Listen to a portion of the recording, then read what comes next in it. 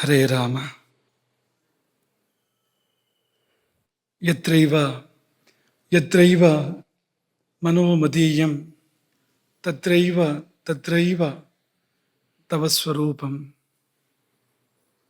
ಯತ್ರೈವ ಯತ್ರೈವ ಶಿರೋ ಮದೀಯಂ ತತ್ರೈವ ತತ್ರೈವ ಪದದ್ವಯಂ ತೇ.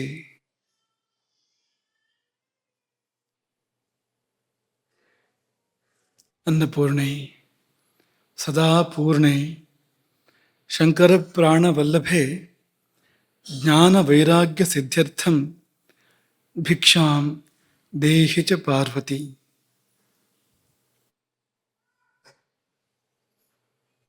ಅನ್ನಂ ಬ್ರಹ್ಮ ಪ್ರವಚನ ಸರಣಿ. ಇಂದಿನ ವಸ್ತು ಅನ್ನ ನಿದ್ದೆಗಳ ನಂಟು. ಇನ್ನೂ ನಿದ್ದೆ ಮುಗಿದಿಲ್ಲ, ಅದು ಇವತ್ತು ಮುಗಿಯುವುದು.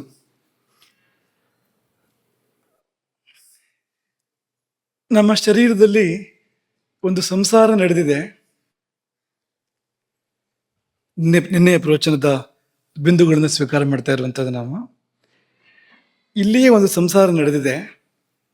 ಅದು ಯಾರು ಮತ್ತು ಯಾರ ಸಂಸಾರ ಅಂದರೆ ಅದು ಕಾಲಾಗ್ನಿ ರುದ್ರನ ಮತ್ತು ಸಿದ್ಧಯೋಗಿನಿಯ ಅಥವಾ ಭೂತಧಾತ್ರಿಯ ಸಂಸಾರ ಇಲ್ಲಿ ನಡೆದಿದೆ. ಇಬ್ಬರು ಒಂದೊಂದು ಪಾತ್ರವನ್ನು ಮಾಡ್ತಾ ಇದ್ದಾರೆ. ಕಾಲಾಗ್ನಿ ರುದ್ರ ಅಗ್ನಿಯಾಗಿ, ಜಠರಾಗ್ನಿಯಾಗಿ, ಭೂತಾಗ್ನಿಯಾಗಿ, ಧಾತ್ವಗ್ನಿಯಾಗಿ, ಕಾಯಾಗ್ನಿಯಾಗಿ ಎಲ್ಲೆಲ್ಲೂ ನಮ್ಮ ಶರೀರದಲ್ಲಿ ನೆಲೆಸಿದ್ದಾನೆ. ಮುಖ್ಯವಾಗಿ ಮಹಾಕೇಂದ್ರ, ಪ್ರಧಾನ ಕೇಂದ್ರ ಯಾವುದು ಅಂದರೆ ಅದು ಮಣಿಪುರ ಚಕ್ರದ ಪರಿಸರ, ನಾಭಿಯ ಪರಿಸರ. ಅಲ್ಲಿದ್ದುಕೊಂಡು ಹಸಿವನ್ನುಂಟು ಮಾಡ್ತಾ ಇದ್ದಾನೆ ರುದ್ರ. ಹಾಗೆ ಭೂತಧಾತ್ರಿ ಆಕೆ ಪ್ರತಿದಿನವೂ ರಾತ್ರಿ ನಮ್ಮ ಬೆಳಿಗ್ಗೆ ಬಂದು ನಮ್ಮನ್ನು ಇನ್ನೊಂದು ಲೋಕಕ್ಕೆ ಕರ್ಕೊಂಡು ಹೋಗ್ತಾ ಇದ್ದಾಳೆ. ಅದು ಸುಖದ ಲೋಕ, ವಿಶ್ರಮದ ಲೋಕ. ಅದು ಒಂದು ರೀತಿಯಲ್ಲಿ ನಮ್ಮ ಏರುಪೇರುಗಳೆಲ್ಲ ಸರಿಯಾಗುವಂಥ ಒಂದು ಚಿಕಿತ್ಸಾ ಸಂದರ್ಭ ಅಂತ ಕೂಡ ಕರಿಬೋದು, ನಿತ್ಯ ಚಿಕಿತ್ಸೆ ಅಂತ ಕರಿಬೋದು, ಅಂಥದ್ದದು. ಹಾಗಾಗಿ ಇವರಿಬ್ಬರು ನಮ್ಮಲ್ಲಿ ಇದ್ದುಕೊಂಡು ಸಂಸಾರ ಮಾಡ್ತಾ ಇದ್ದಾರೆ ಎನ್ನುವ ಪ್ರಸ್ತಾಪವನ್ನು ನಿನ್ನೆ ಮಾಡಿದ್ದೆವು. ಇಲ್ಲಿ ನಮ್ಮ ಮಕ್ಕಳನ್ನು ಕುರಿತು ನಾವು ಕೇಳುವ ಪ್ರಶ್ನೆ ಇದು, ಕಾಲಾಗ್ನಿ ರುದ್ರ ಅಂತ ಬೇಕಿತ್ತ ಅಂತ. ಕಾಲಾಗ್ನಿ ರುದ್ರಸ್ಯ ಪತ್ನಿ, ಕಾಲಾಗ್ನಿ ರುದ್ರ ಪತ್ನಿ ಸಾ ನಿದ್ರಾ. ಅದೇ ಕಾಲಾಗ್ನಿ ರುದ್ರ ಅಂತ ಹೇಳಬೇಕು, ಬೇರೆ ಶಬ್ದಗಳಿಲ್ವಾ? ಅಥವಾ ಶ್ಲೋಕ ತುಂಬಿಸಕ್ಕೆ ಹೇಳಿದ್ದ? ಹಾಗಿಲ್ಲ ಅದು. ಯಾಕೆಂದ್ರೆ ಬರೆದವರು ಅಥವಾ ವಿರಚಿಸಿದವರು ವ್ಯಾಸರು, ವೇದವ್ಯಾಸರು. ಲಕ್ಷೋಪಲಕ್ಷ ಶ್ಲೋಕಗಳನ್ನು ಲೀಲಾಜಾಲವಾಗಿ ರಚಿಸಿದವರಿಗೆ ಒಂದು ಶ್ಲೋಕ ತುಂಬೋದಕ್ಕೆ ಶಬ್ದ ಹಾಕುವ ಪ್ರಮೇಯಗಳಿಲ್ಲ. ಹಾಗಿದ್ರೆ ಈ ಶಬ್ದವನ್ನು ಯಾಕೆ ಬಳಸಿದ್ರು? ಕಾಲಾಗ್ನಿ ರುದ್ರ ಅಂತ ಯಾಕೆ ಬಳಸಿದ್ರು? ಶ್ಲೋಕ ತುಂಬೋದಾದ್ರೆ ಕೈಲಾಸನಾಥ ಪತ್ನಿ ಸ ಸರಿ ಆಗ್ತದೆ. ಕಾಲಾಗ್ನಿ ರುದ್ರ ಅಂತಲೇ ಬೇಕು ಅಂತಿಲ್ಲ, ಕೈಲಾಸನಾಥ ಪತ್ನಿ ಸ ಆಗತ್ತಲ್ಲ. ಇಂಥದ್ದು ಇನ್ನೂ 3-4 ಅಂತ ತೋರಿಸ್ಬೋದು. ಆದರೆ ಕಾಲಾಗ್ನಿ ರುದ್ರ ಅಂತಲೇ ಯಾಕೆ ಪದವನ್ನು ಬಳಸಿದ್ರು ಏನಾದ್ರು ನಿಮಗೆ ಮನಸ್ಸಿಗೆ ಬರುತ್ತಾ? ಕಾರಣ ಅದಕ್ಕೆ ಏನು ಸೂಚನೆ ಕೊಡ್ತಾ ಇದ್ದಾರೆ ಅವರು? ಹೇಳು, ಜೋರಾಗಿ ಹೇಳುದು.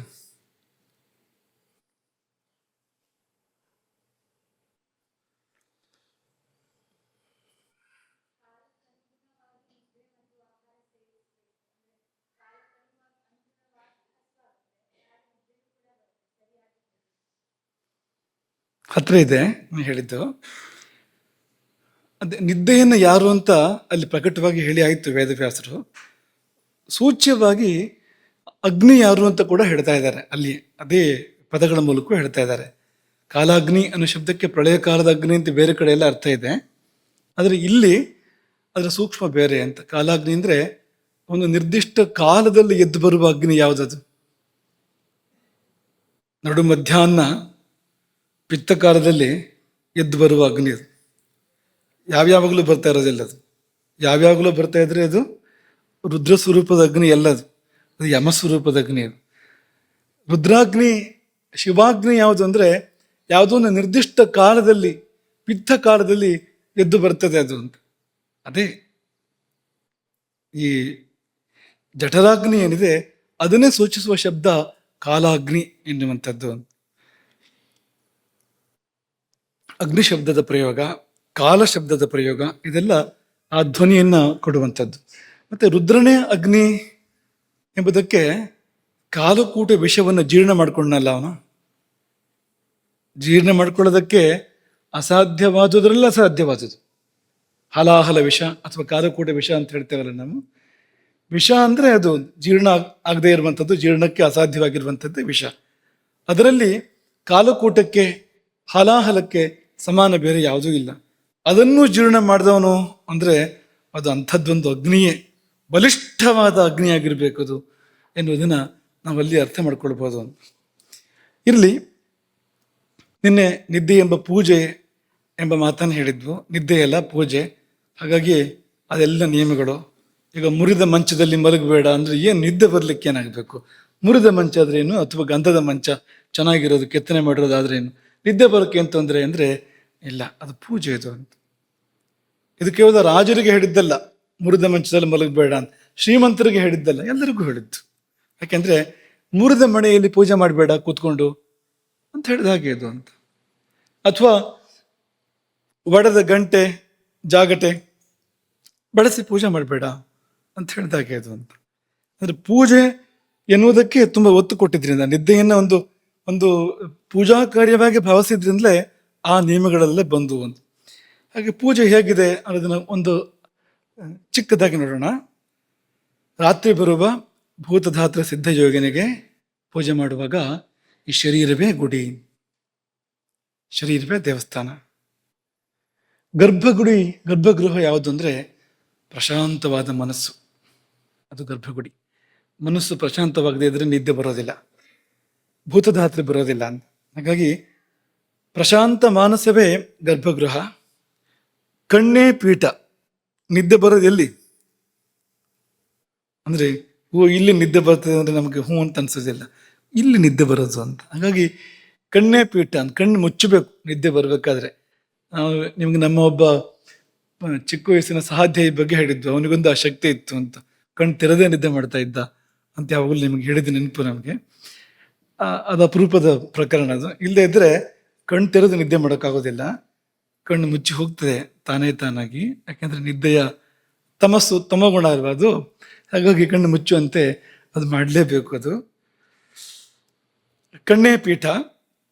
ಪೂಜಾ ಪರಿಕರಗಳೆಲ್ಲ ಏನಿಲ್ಲ ಅಂತಂದ್ರೆ ಹಾಸಿಗೆ, ಹೊದಿಕೆ, ದಿಂಬು, ಇವೆಲ್ಲ ಪೂಜಾ ಪರಿಕರಗಳು. ಇದು ಕೂಡ ಪೂಜಾ ಪರಿಕರವಾಗ್ಲಿಕ್ಕೆ ಸಾಧ್ಯ ಇದೆ ನೋಡಿ. ಹಾಗಾದ್ರೆ ಪೂಜಾ ಪ್ರಕ್ರಿಯೆ ಏನಪ್ಪ? ಈಗ ನಮ್ಗೆ ನಿತ್ಯ ಪೂಜೆಯಲ್ಲಿ ನಾದ ಶಬ್ದಮಯಂ ಘಂಟ, ಒಂದು ಗಂಟೆ ತೂಗಿ ಶುರು ಮಾಡಬೇಕು, ಆಮೇಲೆ ಅಭಿಷೇಕ ಆಗಬೇಕು, ಗಂಧ ಹಚ್ಚಬೇಕು, ಅಲಂಕಾರ ಆಗಬೇಕು, ಎಲ್ಲ ಇದೆಯಲ್ಲ. ಇಲ್ಲಿ ಏನಪ್ಪ ಪೂಜೆ ಮಾಡೋ ಪ್ರಕ್ರಿಯೆ ಏನು ಅಂದ್ರೆ ಏನೂ ಮಾಡದಿರುವುದೇ ಪೂಜೆ. ಏನಾದ್ರೂ ಮಾಡೋಕೆ ಶುರು ಮಾಡಿದ್ರೆ ಪೂಜೆ ಆಗೋದಿಲ್ಲ, ನಿದ್ದೆಯನ್ನು ಪೂಜೆ ಆಗೋದಿಲ್ಲ ಅಂತ. ಚೇಷ್ಟೆ ಶುರು ಮಾಡ್ಕೊಂಡ್ರೆ ಏನಾದರೂ ಎಚ್ಚರ ಇದ್ಕೊಂಡು, ನಿದ್ದೆಯಲ್ಲಿ ಚೇಷ್ಟೆ ಮಾಡೋರು ಇರ್ತಾರೆ, ಅದು ಬೇರೆ ವಿಷಯ. ಆದ್ರೆ ಎಚ್ಚರದಲ್ಲಿ ನಾವೇನಾದ್ರು ಚೇಷ್ಟೆ ಮಾಡೋಕೆ ಶುರು ಮಾಡಿದ್ರೆ, ಏನಾದ್ರು ಕ್ರಿಯೆಗಳನ್ನು ಆರಂಭ ಮಾಡಿದ್ರೆ ನಿದ್ದೆ ಬರೋದಿಲ್ಲ. ಹಾಗಾಗಿ ಏನೂ ಮಾಡದಿರುವುದೇ ಪೂಜೆ. ಧ್ಯಾನ ಇದ್ದಾಗೆ. ಧ್ಯಾನ ಅಂದ್ರೆ ಏನು ಅಂದ್ರೆ, ಧ್ಯಾನಕ್ಕೆ ಏನು ಮಾಡಬೇಕು ಅಂತ ಕೇಳಬೇಡಿ, ಏನು ಮಾಡಬಾರ್ದು, ಅದೇ ಧ್ಯಾನ. ಒಳಗಾಗಲಿ ಹೊರಗಾಗಲಿ, ಮನಸ್ಸಲ್ಲಾಗಲಿ ಶರೀರದಲ್ಲಾಗಲಿ ಯಾವ ಕ್ರಿಯೆಯೂ ಇಲ್ಲದೆ ಇದ್ರೆ ಅದೇ ಧ್ಯಾನ ಅಂದ ಹಾಗೆ ಇದು ಅಂತ. ಅಂದ್ರೆ ಅದಕ್ಕೆ ಹತ್ರ ಇದೆ ತುಂಬಾ ಅಂತ. ಏನು ಮಾಡದಿರುವುದೇ ಪೂಜೆ. ಅದು ನಡೆಯುವುದು ರಾತ್ರಿ ವೇಳೆಯಲ್ಲಿ. ಸಾಮಾನ್ಯ ಪೂಜೆಗೆಲ್ಲ ಒಂದು ಕಾಲ ಅಂತ ಇದೆ ನೋಡಿ. ರಾತ್ರಿ ಪೂಜೆಗಳು ಇಲ್ಲ ಅಂತಲ್ಲ, ಅಪರೂಪ. ಅದೇ ಈ ಅಮ್ಮನವರ ಪೂಜೆಗಳೆಲ್ಲ ರಾತ್ರಿ ಬರ್ತವೆ. ಭೂತಸಾತ್ರಿ ಅಂತ ಹೇಳಿದ್ವಲ್ಲ ನಾವು, ಸಿದ್ಧಯೋಗಿನಿ ಪಾರ್ವತಿ ಅಂತ. ಈ ನವರಾತ್ರಿ ಪೂಜೆ ರಾತ್ರಿ ಬರುವಂಥದ್ದು. ಒಂದು ಯಾಮ ಕಳೆದ ಮೇಲೆ, ಸುಮಾರು 9 ಗಂಟೆ ಕಳೆದ ಮೇಲೆ ಆ ಪೂಜೆಗೆ ವಿಶೇಷ ಇರುವಂಥದ್ದು ಅಂತ. ಹಾಗೆ ರಾತ್ರಿ ವೇಳೆಯಲ್ಲಿ ಪೂಜೆ, ಅದು ಕರ್ತ ಮಲಗಿದ ಮೇಲೆ ಅಂತ. ಇಂಥ ಪೂಜೆ ಇನ್ನೆಲ್ಲೂ ಇಲ್ಲ ನೋಡಿ. ಕರ್ತ ಮಲಗಿದ ಮೇಲೆ ಪೂಜೆ ಪ್ರಾರಂಭ ಆಗುವಂಥದ್ದು. ಬೇರೆ ಕಡೆ ಮಲಗಿಬಿಟ್ರೆ ಪೂಜೆ ಇಲ್ಲ, ಕರ್ತ ಮಲಗಿದ್ರೆ ಯಾತಕ್ಕೆ ಬರ್ತದೆ ಅದು. ಇದು ಮಾತ್ರ ಹಾಗಲ್ಲ, ಮಲಗಿ ಮಾಡುವ ಪೂಜೆ. ಅನ್ಯ ದೇವತೆಗಳನ್ನ ಊಟ ಮಾಡದೆ ಪೂಜಿಸ್ಬೇಕು, ಉಪವಾಸ ವಿಶೇಷ ಅಲ್ಲಿ. ನಿತ್ಯ ಪೂಜೆ ಆದರೂ ಕೂಡ ಬೆಳಗ್ಗೆ ಪೂಜೆಗಿಂತ ಮೊದಲು ನಾವೇನು ತಗೊಳ್ಬಾರ್ದು. ಹೊಟ್ಟೆ ಖಾಲಿ ಇರಬೇಕಾಗಿದ್ದು ತುಂಬ ಮುಖ್ಯ ಉಪಾಸನೆಗಳಿಗೆ. ಈಗ ಸಾಯಂಕಾಲ ಸಂಧ್ಯಾ ವಂದನೆ ಮಾಡಬೇಕು ಅಥವಾ ಧ್ಯಾನ ಮಾಡಬೇಕು ಅಂತ ತಗೊಂಡ್ರೆ ಮಧ್ಯಾಹ್ನ ಊಟದ ನಂತರ ಮಧ್ಯೆ ಏನು ತಗೊಳ್ಳದೇ ಇದ್ರೆ, ಘನಾಹಾರ ಮಧ್ಯೆ ಏನು ತಗೊಳ್ಳದೇ ಇದ್ರೆ ಸಾಯಂಕಾಲ ಸಂಧ್ಯಾ ವಂದನೆಗೆ ಅನುಕೂಲವಾದ ಸ್ಥಿತಿ ಏರ್ಪಡ್ತದೆ. ಹೊಟ್ಟೆ ಖಾಲಿ ಆಗಬೇಕು. ಹೊಟ್ಟೆ ಭಾರ ಇದ್ರೆ, ಹೊಟ್ಟೆಯಲ್ಲಿ ಆಹಾರ ಇದ್ರೆ ಇದಾಗೋದಿಲ್ಲ. ಧ್ಯಾನ ಪೂಜೆ ಉಪಾಸನೆ ಯಾವುದೂ ಆಗೋದಿಲ್ಲ. ಇದು ಒಂದು ಅಪವಾದ. ಇದು ಊಟ ಮಾಡಿಯೇ ಪೂಜೆ ಮಾಡಬೇಕು.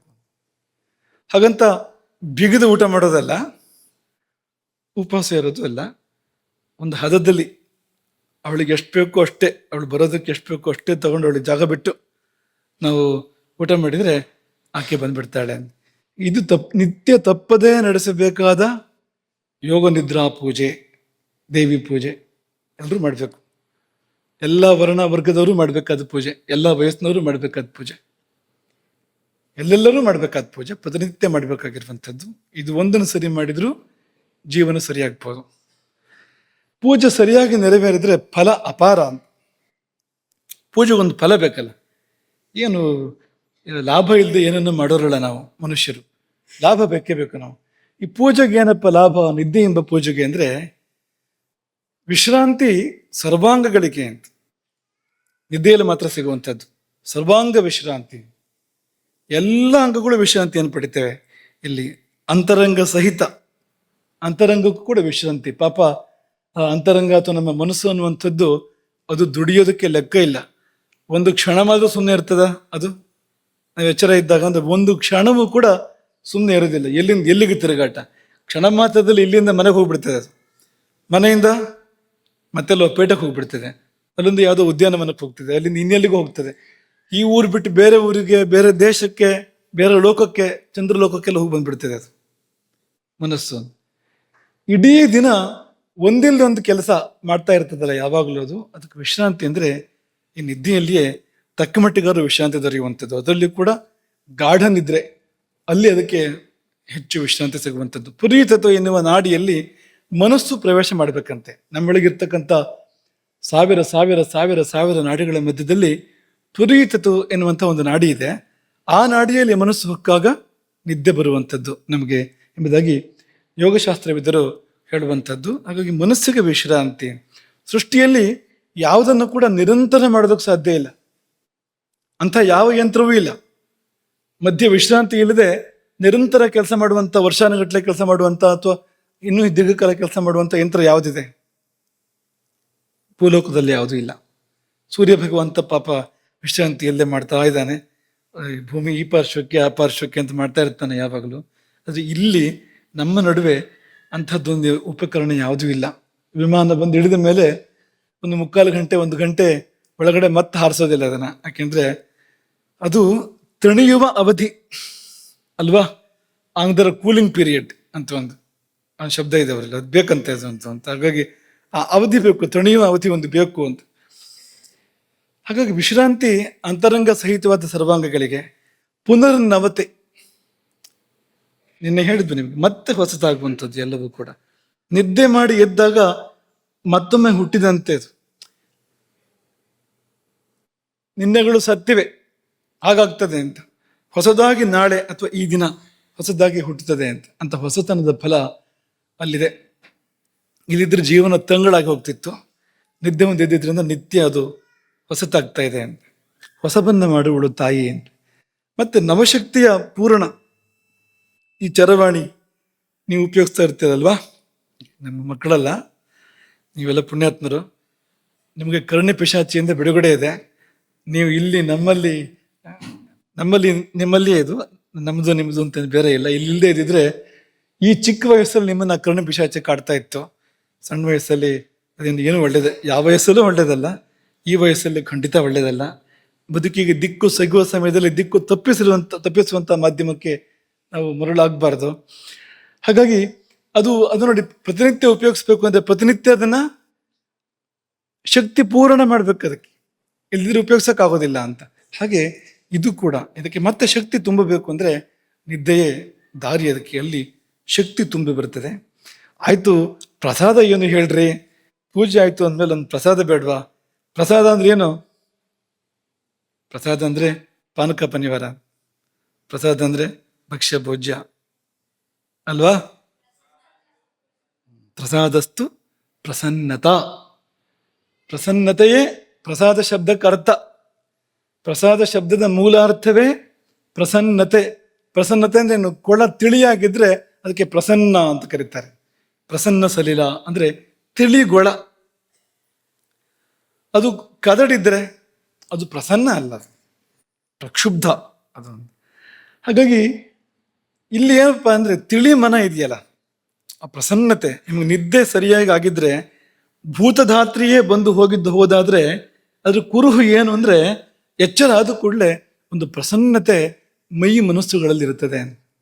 ಕಣ್ಣು ತಂಪು, ಮನಸ್ಸು ತಂಪು, ಮೈಯೆಲ್ಲ ತಂಪು. ಒಂದು ತಂಪಿನ ಅನುಭೂತಿ ಬೇಕು ನಿಮ್ಗೆ, ಪ್ರಸನ್ನತೆಯ ಅನುಭೂತಿ ಬೇಕು, ತಿಳಿತನ ಬೇಕು. ಕಣ್ಣು ಕೆಂಪಾಗಿದ್ರೆ ಎಚ್ಚರ ಆಗುವಾಗ ನಿದ್ದೆ ಸರಿಯಾಗಿಲ್ಲ ಅಂತ ಆ ಕಡೆಗೆ ಶುರುವಾದ್ರೆ ಹೇಳ್ತಿದ್ದಾಗೆ, ತಲೆನೋವಿದ್ರೆ ಸರಿಯಾಗಿಲ್ಲ ಅಂತ ಅರ್ಥ. ಅದಕ್ಕೆ ಪಿತ್ತ ಕೆಲಸ ಮಾಡ್ತಾ ಇದೆ ಅಂತ ತಲೆನೋವಿದ್ರೆ. ಈ ಕಫ ಸರಿಯಾಗಿ ಕೆಲಸ ಮಾಡಿದಿದ್ರೆ ಆ ರೀತಿ ಆಗ್ತಿರ್ಲಿಲ್ಲ ಅಂತ. ನಿದ್ದೆ ಅನ್ನೋದು ಕಫದ ಧರ್ಮ ಅದು ಅಂತ. ಹಾಗೆ ಆ ಒಂದು ತಂಪು ಪ್ರಸನ್ನತೆ ಬೇಕಲ್ಲ, ಅದೇ ಕುರುಹು ಅದರದ್ದು. ನೀವು ಮಧ್ಯಾಹ್ನ ನಿದ್ದೆ ಮಾಡಿ ಹೇಳಿ ಅಂತ ಮಾಡ್ಬೇಕು ಅಂತ ಹೇಳ್ತಾ ಇರೋದಲ್ಲ, ಮಾಡಿ ಎದ್ದಾಗ ಹೇಗಿರ್ತದೆ ಅಂತ. ಆಲಸ್ಯ, ಜಾಡ್ಯ. ಒಂದು ದಿನ ಮಾಡಿದ್ರು ಕೂಡ ಈ ಅನುಭವ ಇದೆ ಅಂತ. ತಮೋ ಗುಣ ಅದು. ಆಲಸ್ಯ ಜಾಡ್ಯಗಳು ತಮೋ ಧರ್ಮಗಳು. ತಮೋ ಗುಣದ ಉದ್ರೇಕ ಆಯ್ತು ಅಂತಲೇ ಅರ್ಥ ಅದಕ್ಕೆ ಅಂತ. ಅದಾಯ್ತು ಅಂದ್ರೆ ಅಂತ. ಮಧ್ಯಾಹ್ನ ಊಟ ಮಾಡಿ ನಿದ್ದೆ ಮಾಡಿದ್ರಂತೂ ಇದು ಆಗದೆ ಇರೋದೇ ಇಲ್ಲ. ಎದ್ದವ್ರನ್ನ ನೋಡಿ, ಅವ್ರ ಗತಿ ನೋಡಿ, ಗಮನ ಸ್ವಲ್ಪ ನಿಧಾನ ಇರ್ತಾರೆ. ಅವ್ರು ಎದ್ದು ಕೂಡಲೇ ಚುರುಕಾಗೋದಿಲ್ಲ ಒಂದೇ ಸರ್ತಿ ಅಂತ. ಯಾಕೆಂದ್ರೆ ತಮೋ ಗುಣ ಕೆಲಸ ಮಾಡೋಕೆ ಶುರು ಮಾಡಿದಾಗ ಹಾಗಾಗ್ಲೇಬೇಕು ಮನುಷ್ಯ ಅಂತ. ಎಮ್ಮೆ ಮೊಸರಾಗ್ತಾನೆ ಅವನು ಅಂತ ಅವಾಗ ಅಂತ. ಅದೇ ಧರ್ಮ, ಅದ್ರ ಧರ್ಮವೇ ಇದು, ಬೇರೆ ಏನೂ ಅಲ್ಲ ಅಂತ. ಅದೇ ಸಕಾಲಕ್ಕೆ ನಿದ್ದೆ ಮಾಡಿ ಬೆಳಗ್ಗೆ ಎದ್ರೆ, ಅಥವಾ ಹಗಲೊತ್ತಿಗಾದ್ರೂ ಶವಾಸನ ಮಾಡಿ, ನ್ಯಾಯವಾದ ಶವಾಸನ ಹೇಳ್ತಾ ಇರುವಂಥದ್ದು. ಕೈ ಕಾಲು ನಡಿ ಬಿದ್ಕೊಂಡ್ಬಿಟ್ರೆ ಶವಾಸನ ಅಲ್ಲ ಅದು. ಸರಿಯಾದ ಶವಾಸನ ಮಾಡಿ ಎಚ್ಚರ ಆದ್ರೆ, ಶವಾಸನ ಸರಿಯಾದಕ್ಕೆ ಕುರುಹು ಏನು ಅಂದ್ರೆ ಪ್ರಸನ್ನತೆ ಅದು ಏರ್ಪಡಬೇಕು ನಮ್ಮಲ್ಲಿ. ಅದೇ ಕುರುಹು ಅದಕ್ಕೆ. ಹಾಗಾಗಿ ಪ್ರಸನ್ನತೆಯೇ ಪ್ರಸಾದ ಅಂತ. ದೇವರಿಗೂ ಹೀಗಾಗ್ತದಂತ ಕಾಳಿದಾಸ ವರ್ಣನೆ ಮಾಡಿದ್ದಾನೆ. ರಾಮಾವತಾರದ ಪೀಠಿಕೆಯಾಗಿ ಈ ಋಷಿಗಳೆಲ್ಲ ಹೋಗಿ ಪ್ರಾರ್ಥನೆ ಮಾಡ್ತಾರಲ್ವಾ, ದೇವತೆಗಳು ಋಷಿಗಳು ಎಲ್ಲರೂ ಹೋಗಿ ದೇವರನ್ನು ಪ್ರಾರ್ಥನೆ ಮಾಡೋ ಸಂದರ್ಭದ ಅದು ಅಂಥದ್ದೊಂದು ಸಂದರ್ಭದ ವರ್ಣನೆಯಲ್ಲಿ ಕಾಳಿದಾಸ ಹೇಳುವಂಥದ್ದು, ಯೋಗ ನಿದ್ರಾಂತ ವಿಷದೈಹಿ ಪಾವನೈರವಲೋಕಿತೈಹಿ ಭೃಗ್ವಾದೀನನು ಗೃಹಂತಂ ಸೌಖಶಾಯನಿಕ ಋಷಿ. ಈ ಸೌಖಶಾಯನಿಕರು ಅಂತ ಕರೀತಾರೆ. ಅಂದ್ರೆ ಸುಖ ಶಯನ, ನಿದ್ದೆ ಚೆನ್ನಾಗಿತ್ತ ಅಂತ ಎದ್ದು ಕೂಡ್ಲು ಕೇಳುವಂಥವ್ರು, ಹೇಳುವಾಗ ಇರುವಂಥವ್ರು ಅಲ್ಲಿ ಅಂತ. ಎದ್ದು ಕೂಡಲೇ ಅವ್ರ ಮುಖ ನೋಡ್ಬೇಕು ಅಂತ, ಒಳ್ಳೆ ಮುಖಗಳು ಅದೆಲ್ಲ. ಅಂತ ಭೃಗುವಾದಿ ಮಹರ್ಷಿಗಳು ಅವ್ರು ಕಾಯ್ತಾ ಇದ್ದಾರೆ, ಭಗವಂತನಿಗೆ ಎಷ್ಟೊತ್ತಿಗೆ ಎಚ್ಚರ ಆಗ್ತದೆ, ಯೋಗ ನಿದ್ರೆಯಿಂದ ಯಾವಾಗ ಹೇಳ್ತಾನೆ ಅಂತ ಕಾಯ್ತಾ ಇರ್ತಾರೆ ಅವರು. ಯೋಗ ನಿದ್ದೆಯಿಂದ ಎಚ್ಚೆತ್ತು ಅವನು ನೋಡಿದಾಗ ಇವರು ಉದ್ಧಾರ ಆಗ್ತಾರೆ ಅಂತ. ಅದು ಇವರಿಗೆ ತುಂಬಾ ಉದ್ಧಾರ ಆಗಿ ಇರೋರು ಮತ್ತು ಉದ್ಧಾರ ಆಗ್ತಾರೆ ಅವರು ಅಂತ. ಅಂದ್ರೆ ಆ ನೋಟ ಇದೆಯಲ್ಲ, ಪ್ರಸನ್ನತೆಯನ್ನು ಹೊತ್ತು ತರುವಂಥದ್ದು. ಆ ದೃಷ್ಟಿ ಪ್ರಸನ್ನತೆಯನ್ನು ತುಂಬಿ ಚೆಲ್ಲುವಂಥದ್ದು.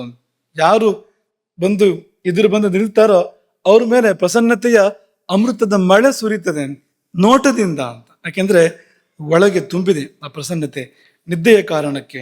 ಹಾಗಾಗಿ ಅಂತಹ ಯೋಗ ನಿದ್ರಾಂತ ವಿಷದೈಹಿ, ಯೋಗ ನಿದ್ರೆಯ ಕೊನೆಯಲ್ಲಿ ವಿಷದವಾಗುವಂಥದ್ದು, ಒಂದು ತಿಳಿಯಾಗುವಂಥದ್ದು ನೋಟ, ಅದನ್ನು ಕಾಳಿದಾಸ ವರ್ಣನೆ ಮಾಡಿದ್ದಾನೆ ನೋಡಿ ಅಂತ. ದೇವರಿಗೆ ಮಾತ್ರ ಅಲ್ಲ, ದೇವರಷ್ಟು ಅಲ್ಲದೆ ಇದ್ರೂ ನಮಗೂ ಕೂಡ ಒಂದು ಸ್ವಲ್ಪ ಆಗ್ತದೆ. ನಿದ್ದೆ ಮಾಡಿ, ಸರಿಯಾದ ನಿದ್ದೆ ಮಾಡಿ ಎಚ್ಚೆತ್ತಾಗ ಹಾಗಾಗ್ತದೆ ಅಂತ. ಮತ್ತೆ ಮಲಗಬೇಕು ಅಂತ ಅನಿಸ್ಬಾರ್ದು, ಹೇಳುವಾಗ ಮತ್ತೆ ಮಲಗಬೇಕು ಅಂತ ಅನಿಸ್ಬಾರ್ದು. ಇಲ್ದಿದ್ರೆ ಎಚ್ಚರ ಆಗೋದು ಯಾಕೆ ಬೆಳಗಿನ ಜಾವ ಅಂದ್ರೆ ಹೊರಳಿ ಮಲಗುವುದಕ್ಕೆ ಅಂತ ಆಗ್ಬಿಟ್ಟಿದೆ ಅಲ್ವಾ. ಈ ಮಗಳಿಂದ ಆ ಮಗಳಿಗೆ ತಿರುಗಿ ಮಲಗು, ಹೊದಕೆ ಸರಿ ಇಲ್ಲರ ತಗೊಂಡು ಸರಿಯಾಗಿ ಹೊದಕು ಅದನ್ನ ಒಂದ್ಸರ್ತಿ ಅಲ್ಲಿ ಒಂದ್ಸಾರಿ ಗಂಟೆ ನೋಡು ಮಲಗು ಮತ್ತೆ. ಅಥವಾ ಈ ಯಮಗಂಟೆ ಹೊಡ್ಕೊಳ್ತಾ ಇದ್ರೆ, ಅದೇ ಎಚ್ಚರದ ಗಂಟೆ ಯಮಗಂಟೆ ಹೊಡ್ಕೊಳ್ತಾ ಇದ್ರೆ ತಲೆ ಮೇಲೆ ಒಂದು ತಟ್ಟಿ ಮಲಗು ಮತ್ತೆ. ಇದಕ್ಕೋಸ್ಕರ ಉಪಯೋಗ ಆಗ್ತಾ ಇರುವಂಥದ್ದು. ಈ ಎಚ್ಚರ ಒಂದ್ ವೇಳೆ ಸಕಾಲದಲ್ಲಿ ಆದ್ರೂ ಕೂಡ ಮತ್ತೆ ನಿದ್ದೆ ಮುಂದುವರಿತದೆ ಅಂತ.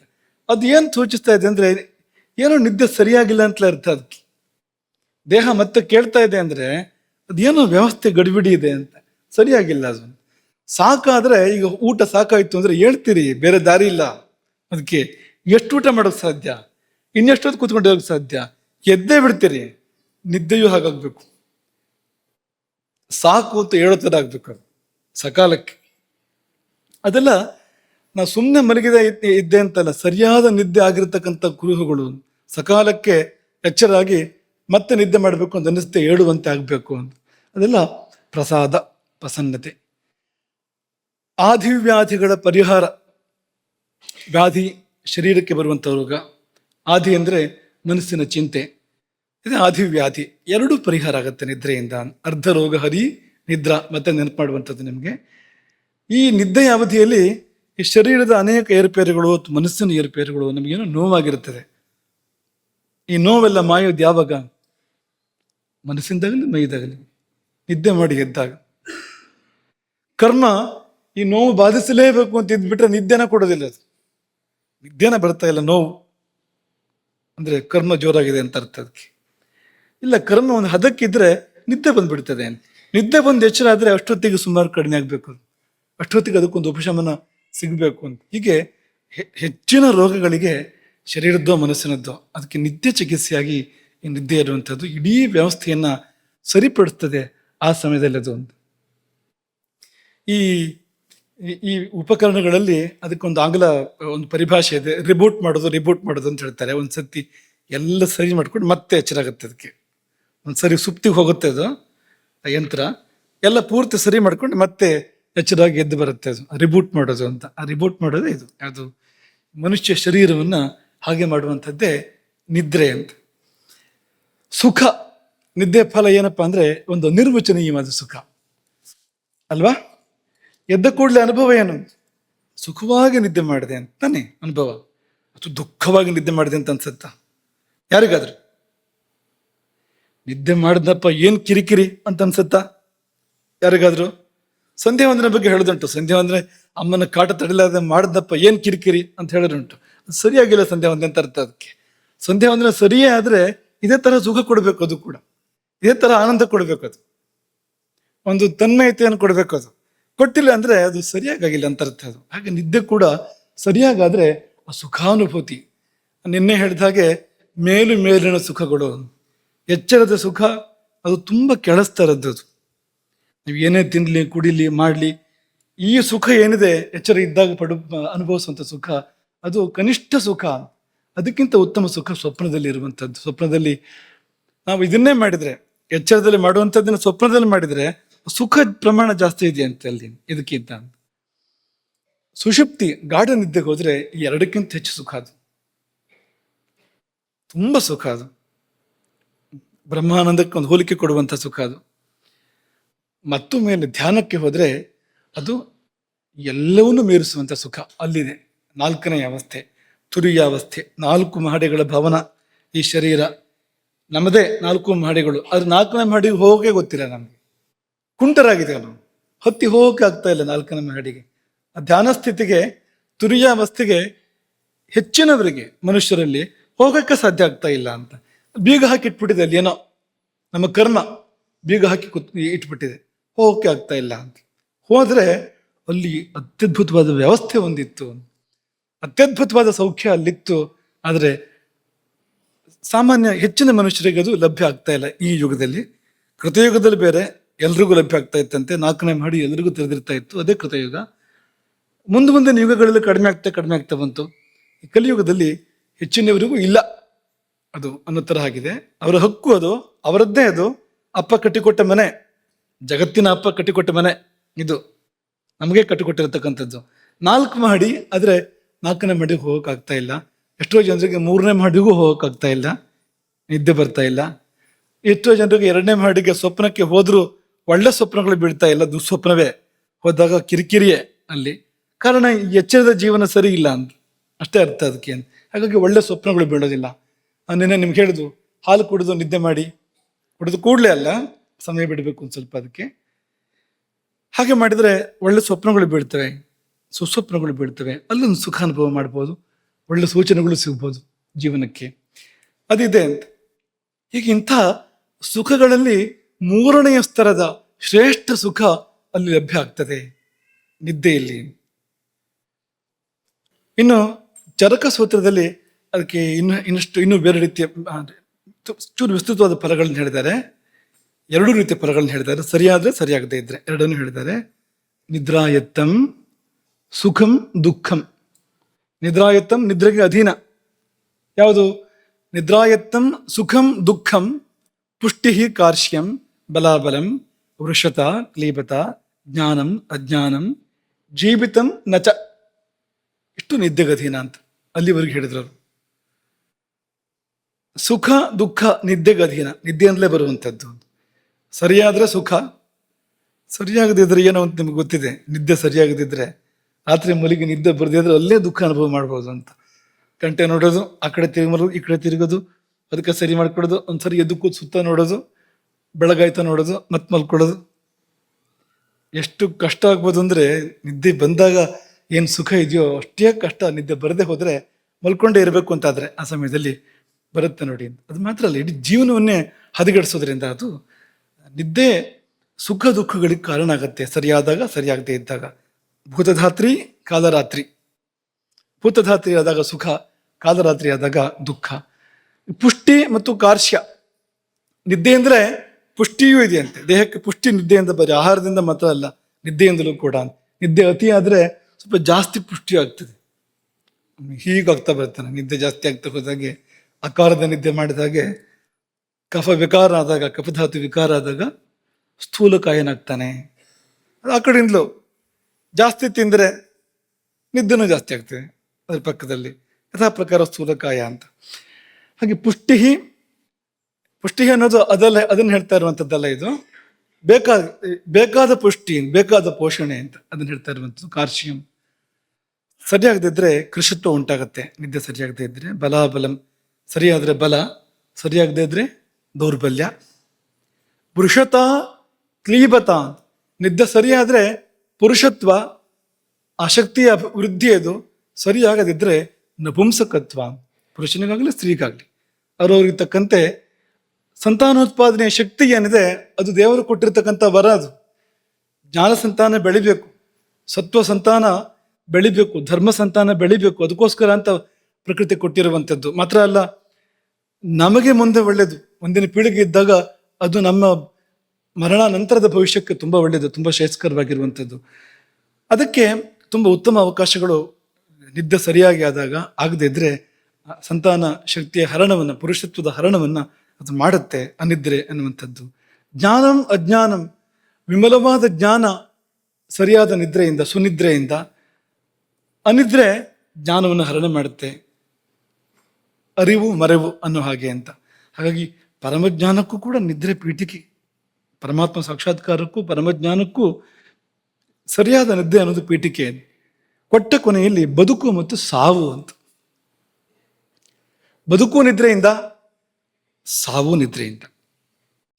ಸರಿಯಾಗಿ ನಿದ್ದೆ ಮಾಡಿದ್ರೆ ಬೇಗ ಸಾಯ್ಬೋದು ಅಂತ ಅರ್ಥ ಅದಕ್ಕೆ.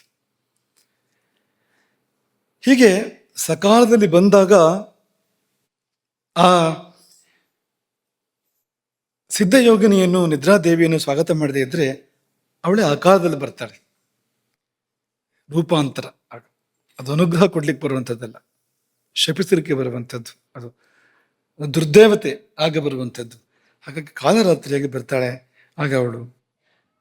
ಅಂದ್ರೆ ಏನರ್ಥ?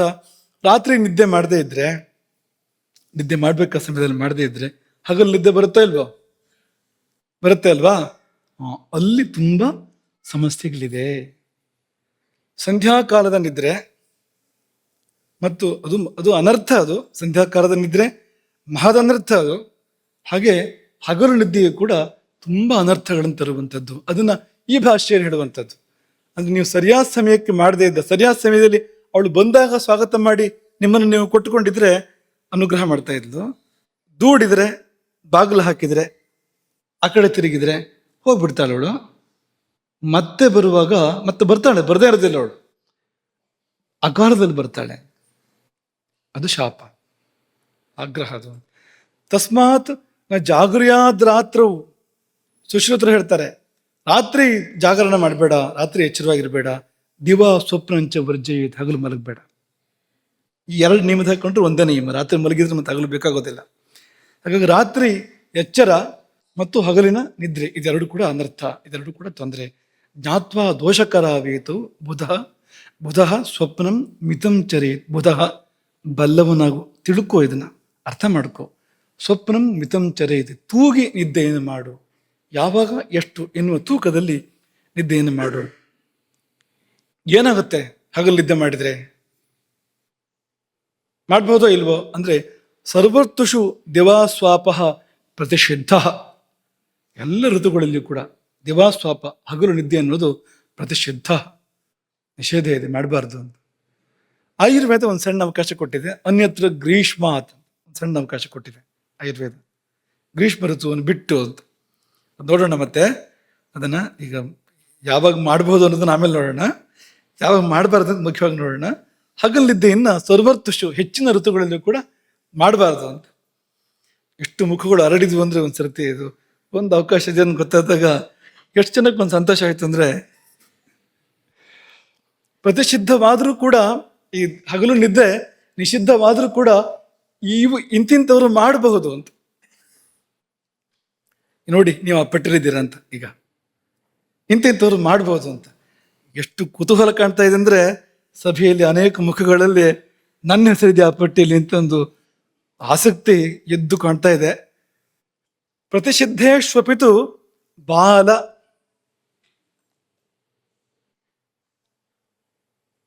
ಎಷ್ಟು ಬಾಲ ಅಂತ ನೋಡ್ಕೋಬೇಕು. ಬಾಲ ಅನ್ನುವಾಗ ಬಾಲ, ವೃದ್ಧ, ಸ್ತ್ರೀ, ಎಲ್ಲ ಸ್ತ್ರೀ ಅಲ್ಲ, ಇಲ್ಲಿ ಸ್ತ್ರೀ ಧರ್ಮವೇ ನೈವೇತ್ಯ ಸಂದರ್ಭಗಳು ಇರ್ತವೆ. ಕೆಲವು ಸ್ತ್ರೀ ಧರ್ಮ ತುಂಬಾ ಜಾಗರೂಕವಾದ ಸಂದರ್ಭಗಳು ಇರ್ತವೆ. ಅಂತ ಸಂದರ್ಭಕ್ಕೆ ಇರುವಂಥದ್ದು ಕರ್ಷಿತ, ತುಂಬಾ ಶ್ರಮ ಆಗಿದೆ, ಶರೀರ ಬಳಲಿದೆ. ಕ್ಷತ, ಗಾಯ ಆಗಿದೆ. ಕ್ಷೀಣ, ತುಂಬಾ ದುರ್ಬಲನಾಗಿದ್ದಾನೆ, ಧಾತುಕ್ಷಯ ಏರ್ಪಟ್ಬಿಟ್ಟಿದೆ, ತುಂಬಾ ದುರ್ಬಲನಾಗಿದ್ದಾನೆ. ಮದ್ಯ, ಅದನ್ನು ಹೇಳ್ಬೇಕು ಅಂತಿಲ್ಲ ಅದ್ರ ಬಗ್ಗೆ. ಅದು ಮಾಡೋದು ಬೇಡ, ಇದು ಮಾಡೋದು ಬೇಡ, ಎರಡು ಬೇಡ. ನಿತ್ಯ ಯಾನ ವಾಹನಾಧ್ವಕರ್ಣ ಪರಿಶ್ರಾಂತ, ತುಂಬಾ ದೊಡ್ಡ ಪ್ರಯಾಣ ಎಲ್ಲ ಮಾಡಿ ಅದು ಆಯಾಸ ಆಗಿ ಇಂಥ ಸಂದರ್ಭಗಳು. ಅಂದ್ರೆ ಪರಿಶ್ರಮ ಅಂತ, ಅಪಾರವಾದ ಪರಿಶ್ರಮ ಏರ್ಪಟ್ಟಿದ್ದಾಗ ಶರೀರದಲ್ಲಿ ಅಂತ.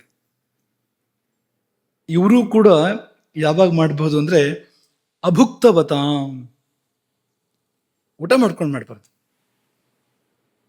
ಊಟ ಮಾಡಿದ ಕೂಡಲೇ ಮಾಡಬಾರ್ದು, ಹೊಟ್ಟೆ ಖಾಲಿ ಇರಬೇಕು. ಹಗಲು ನಿದ್ದೆ ಮಾಡೋದಾದ್ರೆ ನಿದ್ದೆ ಮಾಡೋದಕ್ಕೂ ಕೂಡ ಅವಕಾಶ ಇರುವಲ್ಲಿ ಕೂಡ ಒಂದು ನಿಯಮ ಕಡ್ಡಾಯ ಬದ್ಧ ಏನಂದ್ರೆ ಅಭುಕ್ತವತಾಂ, ಹೊಟ್ಟೆ ಶೂನ್ಯವಾಗಿದ್ದಾಗ ಮಾತ್ರ ಮಾಡ್ಬೋದು. ಹೊಟ್ಟೆಯಲ್ಲಿ ಬಂತು ನಿದ್ದೆ ಮಾಡಿದ್ರು ಅದು ಬೇರೆ ಬೇರೆ ದಾರಿಗಳು ಪ್ರಾರಂಭ ಆಗ್ತವೆ, ಬೇರೆ ಬೇರೆ ತೊಂದರೆಗಳು ಪ್ರಾರಂಭ ಆಗ್ತವೆ. ಹಾಗಾಗಿ ಅಭುಕ್ತವತಾಂ.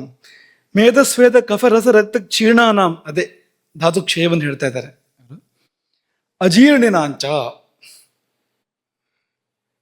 ದೇಹ ಕೆಡಿಸ್ಕೊಂಡವರು, ಅಜೀರ್ಣದ ಕಾಯಿಲೆ ಬಂದಿದೆ ಅಂಥವರಿಗೆ ದಿವಾಸ್ವಪನಂ ಅಪ್ರತಿಷಿದ್ಧಂ, ಹಗಲು ನಿದ್ದೆ ಮಾಡೋದು ಪ್ರತಿಷಿದ್ಧ ಅಲ್ಲ, ನಿಷಿದ್ಧ ಅಲ್ಲ. ಎಷ್ಟು ಹೊತ್ತು ಅಂದ್ರೆ ಮುಹೂರ್ತಂ, ಒಂದು ಮುಹೂರ್ತ ಕಾಲ.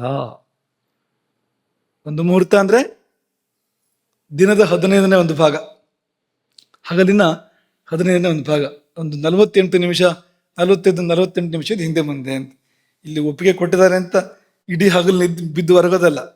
ಇದು ಹೇಳಿದ್ದು ಬರೀ ಮುಹೂರ್ತಂ ಅಂತ, ಒಂದು ಮುಹೂರ್ತ ಕಾಲ ವಿಶ್ರಾಂತಿ ಮಾಡಬಹುದು ಅಂತ.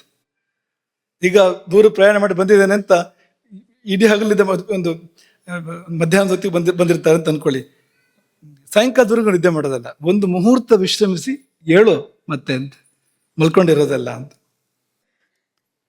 ಇನ್ನು ರಾತ್ರಿ ನಿದ್ದೆ ಆಗಿಲ್ಲ, ಏನ್ ಮಾಡೋದು? ಏನೋ ಸಂದರ್ಭ ಇತ್ತು, ಏನೋ ಅನಿವಾರ್ಯ ಇತ್ತು, ರಾತ್ರಿ ನಿದ್ದೆನೇ ಮಾಡೋಕ್ಕಾಗಿಲ್ಲ, ಆಗೇನ್ ಮಾಡೋದು ಅಂತಂದ್ರೆ ರಾತ್ರಾವಪಿ ಜಾಗರಿತವತಾಂ, ರಾತ್ರಿ ನಿದ್ದೆ ಮಾಡೋಕ್ಕೆ ಅನಿವಾರ್ಯವಾಗಿ ಸಾಧ್ಯ ಆಗದೆ ಇದ್ರೆ ಹಗಲು ನಿದ್ದೆ ಮಾಡಬಹುದು. ಎಷ್ಟು ಅಂದ್ರೆ ಜಾಗರಿತ ಕಾಲಾದ ಅರ್ಧಂ, ಎಷ್ಟು ನಿದ್ದೆ ಮಾಡಿಲ್ಲ ನೀವು ಅದರ ಅರ್ಧದಷ್ಟು ನಿದ್ದೆ ಮಾಡ್ಬೋದು ಅಂತ.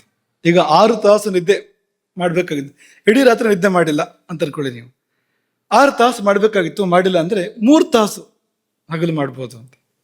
3 ತಾಸು ಮಾಡ್ಬೋದು. ಅದು ಊಟಕ್ಕಿಂತ ಮೊದಲು, ಬೆಳಗಿನ ಹೊತ್ತು ಆಹಾರ ತಗೊಳ್ಳೋಕ್ಕಿಂತ ಮೊದಲು. ಆಹಾರ ತಗೊಳ್ಳೋಕ್ಕಿಂತ ಮೊದಲು ಅಂದ್ರೆ ಎದ್ದು ಕೂಡಲೇ ನಾವು ಕಾಫಿ ಕುಡಿತೀವಲ್ಲ ಅಂದ್ರೆ ಏನು ಮಾಡೋಕ್ಕಾಗೋದಿಲ್ಲ, ಕುಡಿಬಿಟ್ಟಿದ್ನಷ್ಟೇ, ಕುಡಿದು ಬಿಟ್ರೆ ನಿದ್ದೆ ಮಾಡೋಕ್ಕಾಗಿಲ್ಲ. ಹೊಟ್ಟೆಗೇನು ಬೀಳದೆ ಇದ್ರೆ ನಿದ್ದೆ ಮಾಡ್ಬೋದು, ಹೊಟ್ಟೆಗೆ ಬಿದ್ದರೆ ನಿದ್ದೆ ಮಾಡೋ ಹಾಗಿಲ್ಲ. ಹಾಗಾಗಿ ಜಾಗೃತ ಕಾಲಾದ ಅರ್ಧಮಿಷ್ಯತೆ ದಿವಾಸ್ವಪನಂ ಅನ್ನೋದು ಆಯುರ್ವೇದದ ಅಭಿಪ್ರಾಯ. ನೀವು ಧರ್ಮಶಾಸ್ತ್ರಕ್ಕೆ ಹೋದ್ರೆ ಇದೆಲ್ಲ ಕಾಣಿಸೋದಿಲ್ಲ ನಿಮಗೆ. ಆಯುರ್ವೇದದವರು ಆರೋಗ್ಯದ ದೃಷ್ಟಿಯಿಂದ ಹೇಳುವಾಗ ಈ ಮಾತುಗಳನ್ನು ಹೇಳಿದ್ದಾರೆ. ಹಾಗಾಗಿ ಸೂರ್ಯೋದಯದ ನಂತರ, ಅದು ಸಂಧ್ಯಾಕಾಲ ಅಲ್ಲ, ಸೂರ್ಯೋದಯದ ನಂತರ ರಾತ್ರಿ ಎಷ್ಟು ನಿದ್ದೆ ಆಗಿಲ್ವೋ, 2 ತಾಸು ನಿದ್ದೆ ಕಡಿಮೆ ಆಗಿದೆ ಅಂದರೆ 1 ತಾಸು ಮಾಡಿ. ಆಹಾರಕ್ಕಿಂತ ಮೊದಲು ಮಾಡಿ, ಆಹಾರದ ನಂತರ ಮಾಡಬೇಡಿ. ಆಹಾರದ ನಂತರ ಯಾವುದೇ ಕಾರಣಕ್ಕೂ ಮಾಡಬೇಡಿ. ಮಾಡಿದರೆ ಅಥವಾ ಒಟ್ಟು ಎಲ್ಲ ಸರಿ ಇದ್ದಾಗಲೂ ಕೂಡ ಹಗಲಿದ್ದ ಮಾಡಿದರೆ ಅಂತಂದ್ರೆ ವಿಕೃತಿರ್ಹಿ ದಿವಾ ಸ್ವಪ್ನವು ನಾಮ. ಅದೇ ಮಾತಿನ ಮುಂದುವರಿಕೆ ಇದು. ವಿಕೃತಿರ್ಹಿ ದಿವಾ ಸ್ವಪ್ನವು ನಾಮ. ಈ ದಿವಾ ಸ್ವಪ್ನ, ಹಗಲು ನಿದ್ದೆ ಅನ್ನೋದು ಒಂದು ವಿಕಾರ, ಅದು ಪ್ರಕೃತಿ ಅಲ್ಲ, ಅದೊಂದು ವಿಕಾರ. ಏನಾಗ್ತದೆ? ತತ್ರ ಸ್ವಪತಾಂ, ಹಗಲು ನಿದ್ದೆ ಮಾಡೋರಿಗೆ ಅಧರ್ಮ, ಪಾಪ ಬರ್ತದೆ. ಮೊಟ್ಟ ಮೊದಲನೇದಾಗಿ ಪಾಪ ಸಂಗ್ರಹ ಅಂತ, ಇದು ಕಷ್ಟದ್ದು. ಯಾಕೆಂದ್ರೆ ಆರೋಗ್ಯದ ಕಾರಣಕ್ಕೆ ಏನಾದ್ರು ಅಂದ್ರೆ ಬೇರೆ ಬೇರೆ ಕಾರಣಗಳಿಗೆ ಮಲಗಿದ್ರು ಕೂಡ ಇದಕ್ಕೊಂದು ಪ್ರತಿಕ್ರಿಯೆ ಬೇಕೇ ಬೇಕಾಗ್ಬೋದು ಅಂತ, ಪಾಪಕ್ಕೆ ಅಂತ. ಹಾಗಾಗಿ ಅಧರ್ಮ. ಆಮೇಲೆ ಅದು ಬಿಟ್ಬಿಡಿ, ಪಾಪ ಗೀಪ ನಮ್ಗೆ ಗೊತ್ತಿಲ್ಲ. ಈ ಶರೀರದಲ್ಲಿ ಏನಾಗುತ್ತೆ ಹೇಳಿ ಅಂದ್ರೆ ಸರ್ವದೋಷ ಪ್ರಕೋಪಶ್ಚ ಅಂತ ಏನಿದೆಯೋ ಎಲ್ಲವೂ ವಿಕಾರ ಆಗ್ತಾ ಹೋಗ್ತದೆ. ಸರ್ವದೋಷ ಅಂದ್ರೆ ವಾತ ಪಿತ್ತ ಕಫ ಇರದೆ ಮೊದಲು ಏನಿದೆಯೋ ಅದೆಲ್ಲ ಇದರಿದ್ದ ರೂಪಾಂತರಗಳು. ಶರೀರದಲ್ಲಿ ಏನಿದೆಯೋ ಅಷ್ಟು ಇದರದ್ದೇ ರೂಪಾಂತರಗಳು. ಹಾಗಿರುವಾಗ ಸರ್ವದೋಷ ಪ್ರಕೋಪಶ್ಚ ಅಂದ್ರೆ ಎಲ್ಲವೂ ಪ್ರಕುಪಿತವಾಗ್ತವೆ. ವಾತವೂ ಪ್ರಕುಪಿತ, ಪಿತ್ತವೂ ಪ್ರಕುಪಿತ, ಕಫವೂ ಕೂಡ ಪ್ರಕುಪಿತ. ಅದನ್ನೇ ನಿಮಗೆ ಹಿಂದೆ ಹೇಳಿದ್ದು. ರಾತ್ರಿ ನಿದ್ದೆ ಬಿಟ್ಟಾಗ ವಾತಕೋಪ, ಹಗಲು ನಿದ್ದೆ ಮಾಡಿದಾಗ ಶ್ಲೇಷ್ಮಕೋಪ ಅಥವಾ ಕಫಕೋಪ. ಈ 2 ಕೋಪ ಆದ್ಮೇಲೆ ಮತ್ತೊಂದು ಹೇಗಿರೋದಪ್ಪ? ಈಗ ಕೋಣೆ ಒಳಗೆ 3 ಜನ ವಾಸ ಮಾಡ್ತಾ ಇದ್ದಾರೆ ಅಂದ್ರೆ ಇಬ್ರು ಸಿಟ್ಟು ಬಂದು ಕೂಗಾಡ್ತಾ ಇದ್ದಾರೆ, ಕುಣಿದಾಡ್ತಾ ಇದ್ದಾರೆ ಅಂದ್ರೆ ಮತ್ತೊಬ್ಬ ಶಾಂತಿಯಾಗಿರೋದು ಹೇಗೆ ಅಂತ ಅವನಿಗೂ ತಲೆ ಕೆಡ್ತದೆ ಅಂತ. ಹಾಗೆ ಅದು ಅಂತ. ಹಾಗಾಗಿ 3ನೇದು ಕೂಡ ಕೋಪ ಆಗಲೇಬೇಕು. ಇಲ್ಲಿ ನೇರವಾಗಿ ಹೇಳಿದ್ರು ಸರ್ವದೋಷ ಪ್ರಕೋಪಶ್ಚ ಅಂತ, ಎಲ್ಲವೂ ಕೂಡ ಪ್ರಕುಪಿತವಾಗ್ತವೆ. ಆದ್ರೆ ಆಗಲಿ ಬಿಡಿ, ಏನೀಗ ಅಂದ್ರೆ ಅಷ್ಟಕ್ಕೆ ಸುಮ್ಮನೆ ಇಲ್ಲ. ಅದು ಆದ್ರೆ ಹಾಗೆ ಸುಮ್ಮನೆ ಇರೋದಿಲ್ಲ ಪ್ರಕೋಪ ಆಗಿ. ಆದ್ರೆ ಅದಕ್ಕೆಲ್ಲ ಪ್ರಸಾದ ಇದೆ. ಮತ್ತೆ ಈ ಪೂಜೆಗೆ ಪ್ರಸಾದ ಇದ್ದಾಗೆ ಈ ಧಾತು ದೋಷ ಕೋಪಗಳಿಗೆ ಪ್ರಸಾದ ಇದೆ. ಪ್ರಸಾದ ಏನಂದ್ರೆ ತತ್ ಪ್ರಕೋಪಾಚ್ಚ ಕಾಸ ಶ್ವಾಸ ಪ್ರತಿಶ್ಯಾಯ ಶಿರೋಗೌರವ ಅಂಗಮರ್ದ ಅರೋಚಕ ಜ್ವರ ಅಗ್ನಿ ದೌರ್ಬಲ್ಯಾನಿ ಭವಂತಿ. ಸಾಕಬೇಕ, ಇದು ಪಟ್ಟಿ. ಇದು ಅಡ್ಡ ಪರಿಣಾಮಗಳು ಏನೆಲ್ಲ ಆಗ್ಬಹುದು ಅನ್ನೋದ್ರ ಪಟ್ಟಿ ಇದು. ಇದು ಮುಗ್ದಿಲ್ಲ, ಈ ಪಟ್ಟಿ ಅಪೂರ್ಣ. ಇದು ಇನ್ನೂ ಇದೆ ಅಂತ. ಮತ್ತೆ ಈ ಒಂದೊಂದು ಕೂಡ ಭಯಂಕರ. ಅರೋಚಕ ಅಂದ್ರೆ ಏನು? ಪ್ರಕ್ಷಿಪ್ತಂತು ಮುಖೇ ಚಾನ್ನಂ ಜಂತೋರ್ನ ಸ್ವದತೆ ಮುಹುಹು ಅರೋಚಕಸ್ಸ ವಿಜ್ಞೇಯ. ತುತ್ತನ್ನ ಬಾಯೊಳಗೆ ಇಟ್ಟರೂ ಕೂಡ ನುಂಗಬೇಕು ಅಂತ ಅನ್ಸೋದಿಲ್ಲ ಅಂತ, ರುಚಿ ಅನುಭವಕ್ಕೆ ಬರೋದಿಲ್ಲ, ರುಚಿ ಅಂತ ಅನ್ಸೋದಿಲ್ಲ ಅಂತ. ಅರೋಚಕ ಅಂದ್ರೆ ಅದು ಅಂತ, ಆ ಸ್ಥಿತಿ ಅಂತ. ಇಲ್ಲಿಗೆ ಕರ್ಕೊಂಡು ಹೋಗ್ಬೋದು ಅದು ಅಂತ, ಅಷ್ಟು ವ್ಯಾಪ್ತಿ ಇದೆ ಅದಕ್ಕೆ. ಇನ್ನುಳಿದವು ಕೂಡ ನಿಮಗೆಲ್ಲ ಗೊತ್ತಾಗುವಂಥದ್ದು, ಕಾಸ ಶ್ವಾಸ ಇತ್ಯಾದಿಗಳೆಲ್ಲ ಗೊತ್ತಿರುವಂಥದ್ದು. ಎಲ್ಲ ಅಂತ ಅನೇಕ ಅನರ್ಥಗಳಾಗ್ತವೆ ಅಂತ.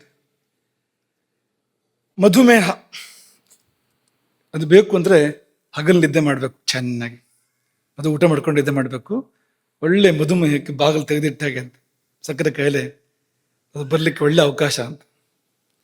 ಅದು ಮಾತ್ರ ಅಲ್ಲ, ಸಕ್ಕರೆ ಕಾಯಿಲೆ ಹೇಳುವಾಗ ಹಾಸ್ಯ ಸುಖಂ ಸ್ವಪ್ನ ಸುಖಂ, ಅಕಾರದ ನಿದ್ರೆ ಅನ್ನೋದು ಇದಕ್ಕೆ ಒಂದು, ಅದು ಮಧುಮೇಹಕ್ಕೊಂದು ಮಾರ್ಗ ದಾರಿ. ಹಾಗಾಗಿ ನಿಮಗೆ ಸಕ್ಕರೆ ಕಾಯಿಲೆ ಬೇಕು ಅಂತಿದ್ರೆ ಹಗಲು ಅಥವಾ ಅಕಾಲದಲ್ಲಿ ನಿದ್ದೆ ಮಾಡಿ. ಸಕ್ಕರೆ ಅಂತ ಜೀವನ ಬೇಕು ಅಂತಿದ್ರೆ ರಾತ್ರಿಯ ನಡುವಿನ 2 ಯಾಮಗಳಲ್ಲಿ ನಿದ್ದೆ ಮಾಡಿ. ಆರೋಗ್ಯವಾಗಿರ್ಬೇಕಲ್ವ, ಕೊನೆ ಪಕ್ಷ ಶರೀರ ಚೆನ್ನಾಗಿರ್ಬೇಕಲ್ವಾ. ಹಾಗಾಗಿ ಅದು ಮಾತ್ರವಲ್ಲ, ಹೃದ್ರೋಗ, ರಕ್ತದೊತ್ತಡ ಇಂಥದ್ದು. ಈಗ ನೀವು ಆಧುನಿಕ ವೈದ್ಯರನ್ನೇ ಕೇಳಿ, ಅವ್ರು ಹೇಳ್ತಾರೆ ನೀವು ಚೆನ್ನಾಗಿ ನಿದ್ದೆ ಮಾಡಿ, ಇಲ್ಲಿದ್ರೆ ನಿಧಾನಕ್ಕೆ ಹೃದ್ರೋಗ ಬರ್ಬೋದು, ರಕ್ತದೊತ್ತಡ ಬರ್ಬೋದು ಅಂತ ಹೇಳ್ತಾರೆ ಅವರು. ರಾತ್ರಾವಪಿ ಜಾಗರಿತವತಾಂ ವಾತಪಿತ್ತ ನಿಮಿತ್ತ ತಏವ ಉಪದ್ರವಾ ಭವಂತಿ.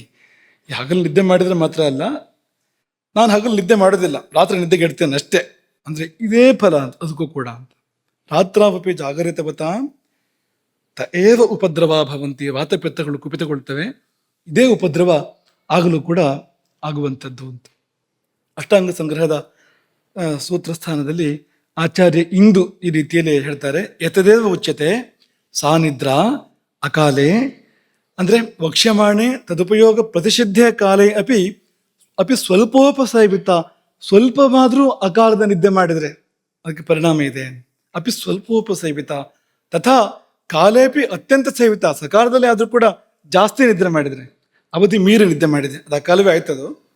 ಸರ್ವದಾವ ಯಾವಾಗಲೂ ನಿದ್ದೆ ಮಾಡ್ತಾ ಇದ್ರೆ, ನೈವವ ನಿದ್ದೆನ ಮಾಡದೇ ಇದ್ರೆ, ಹೀಗೆಲ್ಲ ಮಾಡಿದರೆ ಆಯುಹು ಜೀವಿತಂ ಪರಾಕರೋತಿ, ಬದುಕನ್ನೇ ನಾಶ ಮಾಡ್ತದೆ ಅದು. ಜೀವಿತೇಪಿ ವ್ಯಾಧ್ಯಾದಿಭಿ ಸುಖಂ ಪರಾಕರೋತಿ, ಬದುಕಿರುವಾಗಲೂ ಕೂಡ, ಸಾಯೋದು ಬೇಗ ಆಗ್ತದೆ ಅನ್ನೋದು ಒಂದು ವಿಷಯ, ಬದುಕಿರುವಾಗಲೂ ಕೂಡ ಸುಖ ಇಲ್ಲ ಅಂತ ಮಾಡ್ತದೆ ಅದು. ರೋಗಗಳು ಬರ್ತವೆ ಬೇರೆ ಬೇರೆ ರೀತಿಯಿಂದ. ಅದನ್ನೇ ಈ ಧಾತುಕೋಪವನ್ನೇ ಅದನ್ನು ಚರಕರು ಹೇಳುವಾಗ, ರಾತ್ರೋ ಜಾಗರಣಂ ರೂಕ್ಷಂ, ರಾತ್ರಿ ಎಚ್ಚೆತ್ತುಕೊಂಡಿದ್ರೆ ವಾತ ಪ್ರಕೋಪ ಆಗ್ತದೆ.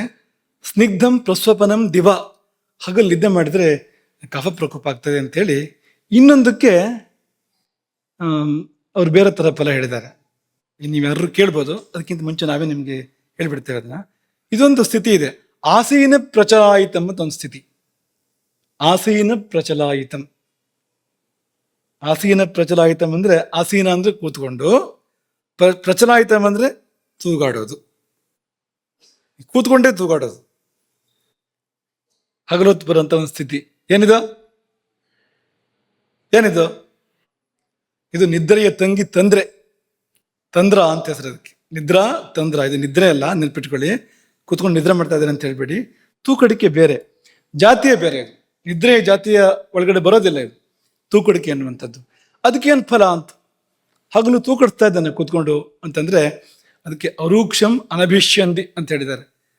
ಅದು ಅದರಲ್ಲಿ ವಾತಕೋಪವೂ ಇಲ್ಲ, ಕಪದ ಕೋಪವೂ ಇಲ್ಲ ಅಂತ ಹೇಳಿದ್ರು ಚರಕರು. ಇದು ಹೇಳಬಾರ್ದಿತ್ತು ಏನೋ ಇದನ್ನ.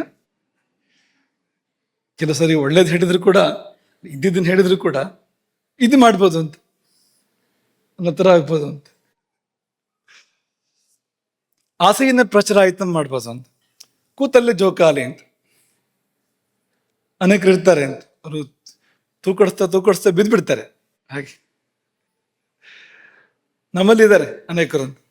ನಾವು ಪೂಜೆ ಮಾಡುವಾಗ ಹಿಂದೆ ನಿಂತ್ಕೊಂಡಿದ್ರೆ ಎಲ್ರಿಗೂ ಹೆದರಿಕೆ ಅಂತ. ಅವ್ರು ನಿಂತ್ಕೊಂಡರೆ ತೂಗಾಡ್ತಾ ಇದ್ರೆ ಎಲ್ಲರೂ ಗುರುಗಳ ಮೇಲೆ ಬಿದ್ದು ಬಿಟ್ರೆ ಅವರು,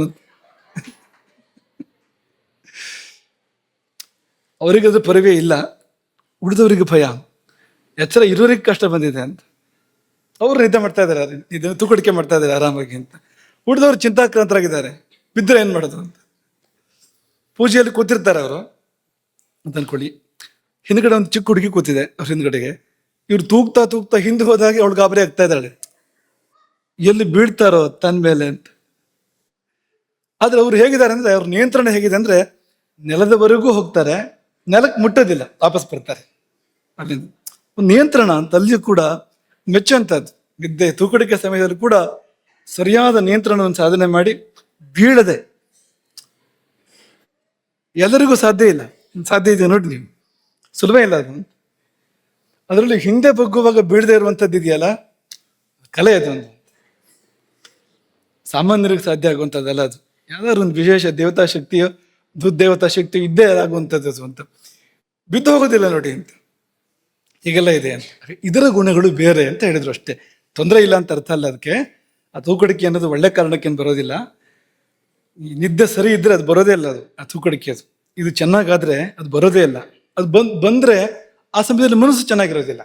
ತಮೋಗುಣ ಅಲ್ಲದೆ ಅದು ಬರ್ಲಿಕ್ಕೆ ಸಾಧ್ಯ ಇಲ್ಲ. ಅದು ರಜೋಗುಣದ ಕಾಲ ಹಗಲು, ಅಲ್ಲಿ ಅದು ಬಂತು ಅಂದ್ರೆ ಬೇರೆ ಬೇರೆ ತೊಂದರೆಗಳಿದೆ ಅದಕ್ಕೆ. ಈ ತೊಂದರೆ ಅಲ್ಲದೆ ಆದ್ರೂ ಕೂಡ ಬೇರೆ ಬೇರೆ ತೊಂದರೆಗಳಿದೆ ಅನ್ನೋದನ್ನು ನಾವು ಇಟ್ಕೋಬೇಕು. ಹಾಗಾಗಿ ನೀವು ಮುಖ್ಯವಾಗಿ ವಿದ್ಯಾರ್ಥಿಗಳು ಇದನ್ನು ಮಾಡಿಕೊಡುದು. ಯಾವುದನ್ನು? ಆಸೀನ ಪ್ರಚಲಾಯಿತಂ, ಗಂಭೀರ ಶಬ್ದ. ತೂಕಡಿಕೆ ಅಂದ್ರೆ ಅಂತಾರೆ ನೋಡಿ, ಕೇಳಕ್ ಚೆನ್ನಾಗಿಲ್ಲ ಅದು. ಹಾಗಾಗಿ ನೀವು ಈ ಭಾಷೆ ಬಳಸ್ಬೋದು, ಗೊತ್ತಿಲ್ದಿರೋರಿಗೆ ಗೊತ್ತೇ ಆಗೋದಿಲ್ಲ. ಆಸೀನ ಪ್ರಚಲಾಯಿತಂ ವಿದ್ಯಾ ಅಂತ ಕೇಳಿದ್ರೆ ಏನು ಅಂತಲೇ ಗೊತ್ತಾಗೋದಿಲ್ಲ. ನೋಡಿ ಇವ್ರು ಆಸೀನ ಪ್ರಚಲಾಯಿತಂ ಮಾಡ್ತಾ ಇದ್ದಾರೆ ಅಂದ್ರೆ ಯಾವುದೋ ಅನುಷ್ಠಾನ ಮಾಡ್ತಾ ಇದ್ದಾರೆ ಅಂತ ಅಂದ್ಬಿಡ್ತಾರೆ, ಅದು ವಿಶೇಷ ದೇವತೋಪಾಸನೆ ಮಾಡ್ತಾ ಇದ್ದಾರೆ. ಸಂಸ್ಕೃತ ಶಬ್ದ ಗೊತ್ತೂ ಆಗೋದಿಲ್ಲ. ಆಯುರ್ವೇದದ ಶಬ್ದ ಆಯುರ್ವೇದದಲ್ಲಿ ಇಂಥ ಅನೇಕ ಚಂದದ ವಿಶೇಷ ಭಾಷೆಗಳಿದ್ದಾವೆ.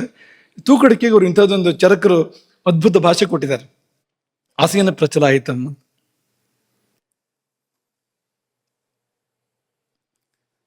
ಇನ್ನು ಕೊನೆ ಹಂತದಲ್ಲಿದ್ದೇವೆ ನಾವೀಗ.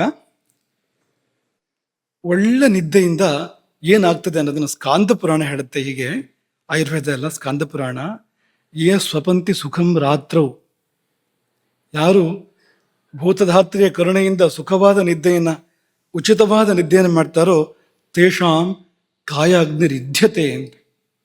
ಅವರ ಕಾಯಾಗ್ನಿ ಇದೆಯಲ್ಲ ಅದು ಪ್ರಜ್ವಲಿತಗೊಳ್ಳುತ್ತದೆ, ಅಗ್ನಿ ಪ್ರಜ್ವಲನ ಏರ್ಪಡುತ್ತದೆ. ಅದು ಏರ್ಪಟ್ರೆ ಆಹಾರವೆಲ್ಲ ಪಚನವಾಗೋದು ಮಾತ್ರ ಅಲ್ಲ, ನೀವೇನೋ ಚೂರು ಹೆಚ್ಚು ಕಡಿಮೆ ತಿಂದರೂ ಕೂಡ ಅದೆಲ್ಲ ಅದನ್ನು ಪಚನ ಮಾಡಿ ಸರಿ ಮಾಡುತ್ತೆ. ಅದು ಮಾತ್ರ ಅಲ್ಲ, ದೋಷಗಳನ್ನು ಸುಡುತ್ತೆ, ನಮ್ಮೊಳಗಿನ ಪಾಪಗಳನ್ನು ದೋಷಗಳನ್ನು ಕೂಡ ಸುಡುತ್ತೆ. ಅದು ಅಂಥದ್ದೊಂದು ಗುಣ ಇದೆ ಅದಕ್ಕೆ, ಕಾಯ ಅಗ್ನಿರಿಧ್ಯತೆ. ಆಹಾರಂ ಪ್ರತಿಗೃಹಾತಿ ತತಃ ಪುಷ್ಟಿಕರಂ ಪರಂ. ಆಗ ನೀವು ಅದು ಪ್ರಜ್ವಲಿತವಾದಾಗ ಉತ್ತಮೋತ್ತಮವಾದ ಆಹಾರಗಳನ್ನು ತಗೊಳ್ಬೋದು, ಪುಷ್ಟಿ ಕೊಡ್ತಕ್ಕಂಥ ಆಹಾರಗಳನ್ನು ತಗೋಬೋದು. ಇಲ್ಲಿದ್ರೆ ಒಳ್ಳೆ ಆಹಾರ ತಗೊಳ್ಳೋಕ್ಕೂ ಆಗೋದಿಲ್ಲ, ಅದಾಗೋದಿಲ್ಲ ನನಗೆ, ಇದಾಗೋದಿಲ್ಲ ನನಗಂತಲೇ ಅದನ್ನು ತಿಂದು ಜೀರ್ಣ ಆಗೋದಿಲ್ಲ ಅನ್ನೋ ಸಂದರ್ಭ ಇರ್ಬೋದು, ಅಗ್ನಿ ದೌರ್ಬಲ್ಯ. ಆದರೆ ನೀವು ಸರಿಯಾಗಿ ನಿದ್ದೆ ಮಾಡಿದರೆ, ಅದೇ ಸಿದ್ಧಯೋಗಿನಿ ಬಂದರೆ ಕಾಲಗ್ನಿರುದ್ಧನು ಬರ್ತಾನೆ ಕೂಡಲಿ ಅಂತ, ಅಗ್ನಿ ಜಾಗರಣ, ಅಗ್ನಿಗೆ ಬಲ ಬರ್ತದೆ ಅಂತ. ಭಾವಪ್ರಕಾಶ ಹೀಗೆ ಹೇಳುತ್ತೆ, ನಿದ್ರಾತು ಸೇವಿತಾ ಕಾಲೇ. ಸಕಾಲದಲ್ಲಿ ನಿದ್ದೆ ಮಾಡಿದರೆ ಏನು ಬರ್ಬೋದು, ಏನಾಗ್ಬೋದು ಅಂದರೆ ಧಾತು ಸಾಮ್ಯ ಏರ್ಪಡಬಹುದು. ಧಾತು ಸಾಮ್ಯಂ, ಈ ಧಾತು ಸಾಮ್ಯಕ್ಕೆ ಎಲ್ಲಿವರೆಗೆ ವ್ಯಾಪ್ತಿ ಇದೆ ಅಂದರೆ ಆತ್ಮದರ್ಶನದವರೆಗೆ ವ್ಯಾಪ್ತಿ ಇದೆ. ಧಾತು ಸಾಮ್ಯದ ಸ್ಥಿತಿಯಲ್ಲಿ ಆತ್ಮದರ್ಶನ ಆಗುವಂಥದ್ದು ಯಾರಿಗೆ ಆದರೂ ಕೂಡ. ಈ ಧಾತುಗಳಿದೆಯಲ್ಲ, ಈ ರಸರಕ್ತ ಮಾಂಸ ಎನ್ನುವ ಸಪ್ತಧಾತುಗಳು ಇರ್ಬೋದು, ಅಥವಾ ವಾತ ಪಿತ್ತ ಕಫ, ಇದನ್ನು ಕೂಡ ಆಯುರ್ವೇದದಲ್ಲಿ ಹೆಚ್ಚಾಗಿ ದೋಷ ಅಂತ ಬಳಸ್ತಾರೆ, ಧಾತು ಅಂತೂ ಕೂಡ ಇದನ್ನು ಬಳಸಿದ್ರೆ ಯುಕ್ತ ಅದು. ಇವುಗಳಲ್ಲಿ ಹೊಡೆದಾಟ ಇಲ್ದಿದ್ರೆ, ವೈರುಧ್ಯ ಇಲ್ದೇನೆ ಸಾಮ್ಯ ಏರ್ಪಟ್ರೆ ಆಗಲೇ ಆತ್ಮದರ್ಶನ ಆಗುವಂಥದ್ದು ಅಲ್ವಾ. ಈಗ 3 ಹಾಳೆಗಳನ್ನು ಒಟ್ಟಿಗಿಟ್ಟು ರಂಧ್ರ ಮಾಡಿ, 3 ಹಾಳೆಗಳನ್ನು ಅಲ್ವಾ, ಹಿಂದ್ಗಡೆಯಿಂದ ಬೆಳಕು ಬಿಡಿ, ಆ ಬೆಳಕು ಆ ಕಡೆ ಬರ್ತದೆ. ಯಾವಾಗ ಅಂದರೆ ಆಚೆ ಈಚೆ ಇಲ್ಲದೆ ಇದ್ರೆ ಅಂತ, ಒಂದೇ ನೇರದಲ್ಲಿದ್ದರೆ ಅಂತ. 3 ಹಾಳೆಗಳು ಕಾಗದದ ರಟ್ಟು ಅಂತ ಅಂದ್ಕೊಳ್ಳಿ, 3 ಒಂದೇ ನೇರದಲ್ಲಿದ್ದರೆ, ಆ ರಂಧ್ರಗಳು ಒಂದೇ ನೇರದಲ್ಲಿದ್ದರೆ ಈಚೆಯಿಂದ ಬೆಳಕು ಆಚೆಯವರೆಗೂ ಹೋಗ್ಲಿಕ್ಕೆ ಸಾಧ್ಯ ಇದೆ ನೋಡಿ. ಹಾಗೆ ಈ ಧಾತು ಸಾಮ್ಯ ಏರ್ಪಡುವಾಗ ಈ 3 ಧಾತುಗಳು ಅಂಥ ಒಂದು ಸ್ಥಿತಿಗೆ ಬಂದಾಗ ಒಳಗಿರುವ ಬೆಳಕು ಹೊರಗೆ ಚೆಲ್ಲಲಿಕ್ಕೆ ಸಾಧ್ಯ ಇದೆ, ಅಲ್ಲಿವರೆಗೂ ವ್ಯಾಪ್ತಿ ಇದೆ. ಧಾತು ಸಾಮ್ಯದಲ್ಲಿ ಯಾವ ರೋಗವೂ ಇಲ್ಲ. ಧಾತು ಸಾಮ್ಯ ಇದ್ದಾಗ ಯಾವ ರೋಗವೂ ಕೂಡ ಇರೋದಿಲ್ಲ, ಮಾತ್ರವಲ್ಲ ಆತ್ಮದರ್ಶನ ಇರ್ತದೆ ಆ ಸಮಯದಲ್ಲಿ. ಹಾಗಾಗಿ ಆಯುರ್ವೇದ ಅಂದರೆ ಅದೇನು ಅಂದರೆ ವೇದಾಂತವೇ ಆಯುರ್ವೇದ ಅಂದರೆ. ಆಯುರ್ವೇದದ ಪರಮ ಪ್ರಯೋಜನ ಏನು ಅಂದರೆ ಧಾತು ಸಾಮ್ಯ. ಈ ಶಾಸ್ತ್ರ ಯಾತಕ್ಕೆ ಹೊರಟಿದೆ? ಧಾತು ಸಾಮ್ಯಕ್ಕಾಗಿ ಹೊರಟಿದೆ. ಧಾತು ಸಾಮ್ಯ ಅಂದರೆ ಏನು ಅಂದರೆ ಆತ್ಮದರ್ಶನ ಸ್ಥಿತಿ, ಪರಿಪೂರ್ಣ ಧಾತು ಸಾಮ್ಯ ಎನ್ನುವಂಥದ್ದು ಆತ್ಮದರ್ಶನ ಸ್ಥಿತಿ, ಅದು ಏರ್ಪಡಬೇಕು. ಎಷ್ಟು ನಾವು ಹತ್ರ ಹೋಗ್ತೇವೋ ಆ ಧಾತು ಸಾಮ್ಯಕ್ಕೆ ಅಷ್ಟು ಆರೋಗ್ಯವಾಗಿರ್ತೇವೆ. ಅಂದ್ರೆ ಅರ್ಥ ಏನು? ಎಷ್ಟು ನಾವು ಆತ್ಮದರ್ಶನಕ್ಕೆ ಹತ್ರ ಇರ್ತೇವೋ ಅಷ್ಟು ಆರೋಗ್ಯವಾಗಿರ್ತೇವೆ. ಆತ್ಮದರ್ಶನದ ಹಾದಿ ಬೇರೆ ಅಲ್ಲ, ಆರೋಗ್ಯದ ಹಾದಿ ಬೇರೆ ಅಲ್ಲ. ಆತ್ಮದರ್ಶನಕ್ಕೆ ಯಾವುದು ಪಥ್ಯವೋ ಆರೋಗ್ಯಕ್ಕೂ ಅದೇ ಪಥ್ಯ, ಆರೋಗ್ಯಕ್ಕೆ ಯಾವುದು ಪಥ್ಯವೋ ಆತ್ಮದರ್ಶನಕ್ಕೂ ಅದೇ ಪಥ್ಯ. ಎರಡೂ ಒಂದೇ. ಪೂರ್ಣಾರೋಗ್ಯ, ಆತ್ಮದರ್ಶನ ಒಂದೇ, ಎರಡು ಬೇರೆ ಬೇರೆ ಅಲ್ಲ ಅಂತ. ಹಾಗಾಗಿ ಈ ಆಚಾರ್ಯರುಗಳು ಇವರೆಲ್ಲ ಜ್ಞಾನಿಗಳು, ಇವ್ರ ಮಾತುಗಳಲ್ಲೇ ಗೊತ್ತಾಗ್ತದೆ ಅಂತ. ಧಾತು ಸಾಮ್ಯವನ್ನು ಕೊಡ್ತದೆ ಎಂಬುದಾಗಿ ಹೇಳಿದರು ಅಂತ. ಮಾತ್ರವಲ್ಲ ಅತಂದ್ರಿತ, ಅದನ್ನ ಆಗ ಹೇಳಿದ್ದು, ತೂಕಡಿಕೆ ಬರೋದಿಲ್ಲ. ನಿದ್ದೆ ಸರಿಯಾಗಿದ್ರೆ ತೂಕಡಿಕೆ ಬರೋದೇ ಇಲ್ಲ. ತೂಕಡಿಕೆ ಬಂತು ಅಂದ್ರೆ ತೂಕಡಿಕೆ ಬಂದ ಹೊತ್ತಿಗೆ ಇಲ್ಲಿ ಕಫಕೋಪ ಇಲ್ಲ, ವಾತಕೋಪ ಇಲ್ಲ ಅಂತ ನೀವು ಸಮಾಧಾನ ಮಾಡ್ಕೊಳ್ಳೋ ಹಾಗಿಲ್ಲ. ನಿದ್ದೆ ಸರಿಯಾಗಿಲ್ಲ ಅಂತ ಹೇಳ್ತಾ ಇದೆ, ಅದು ಬೇರೆ ಏನಿಲ್ಲ.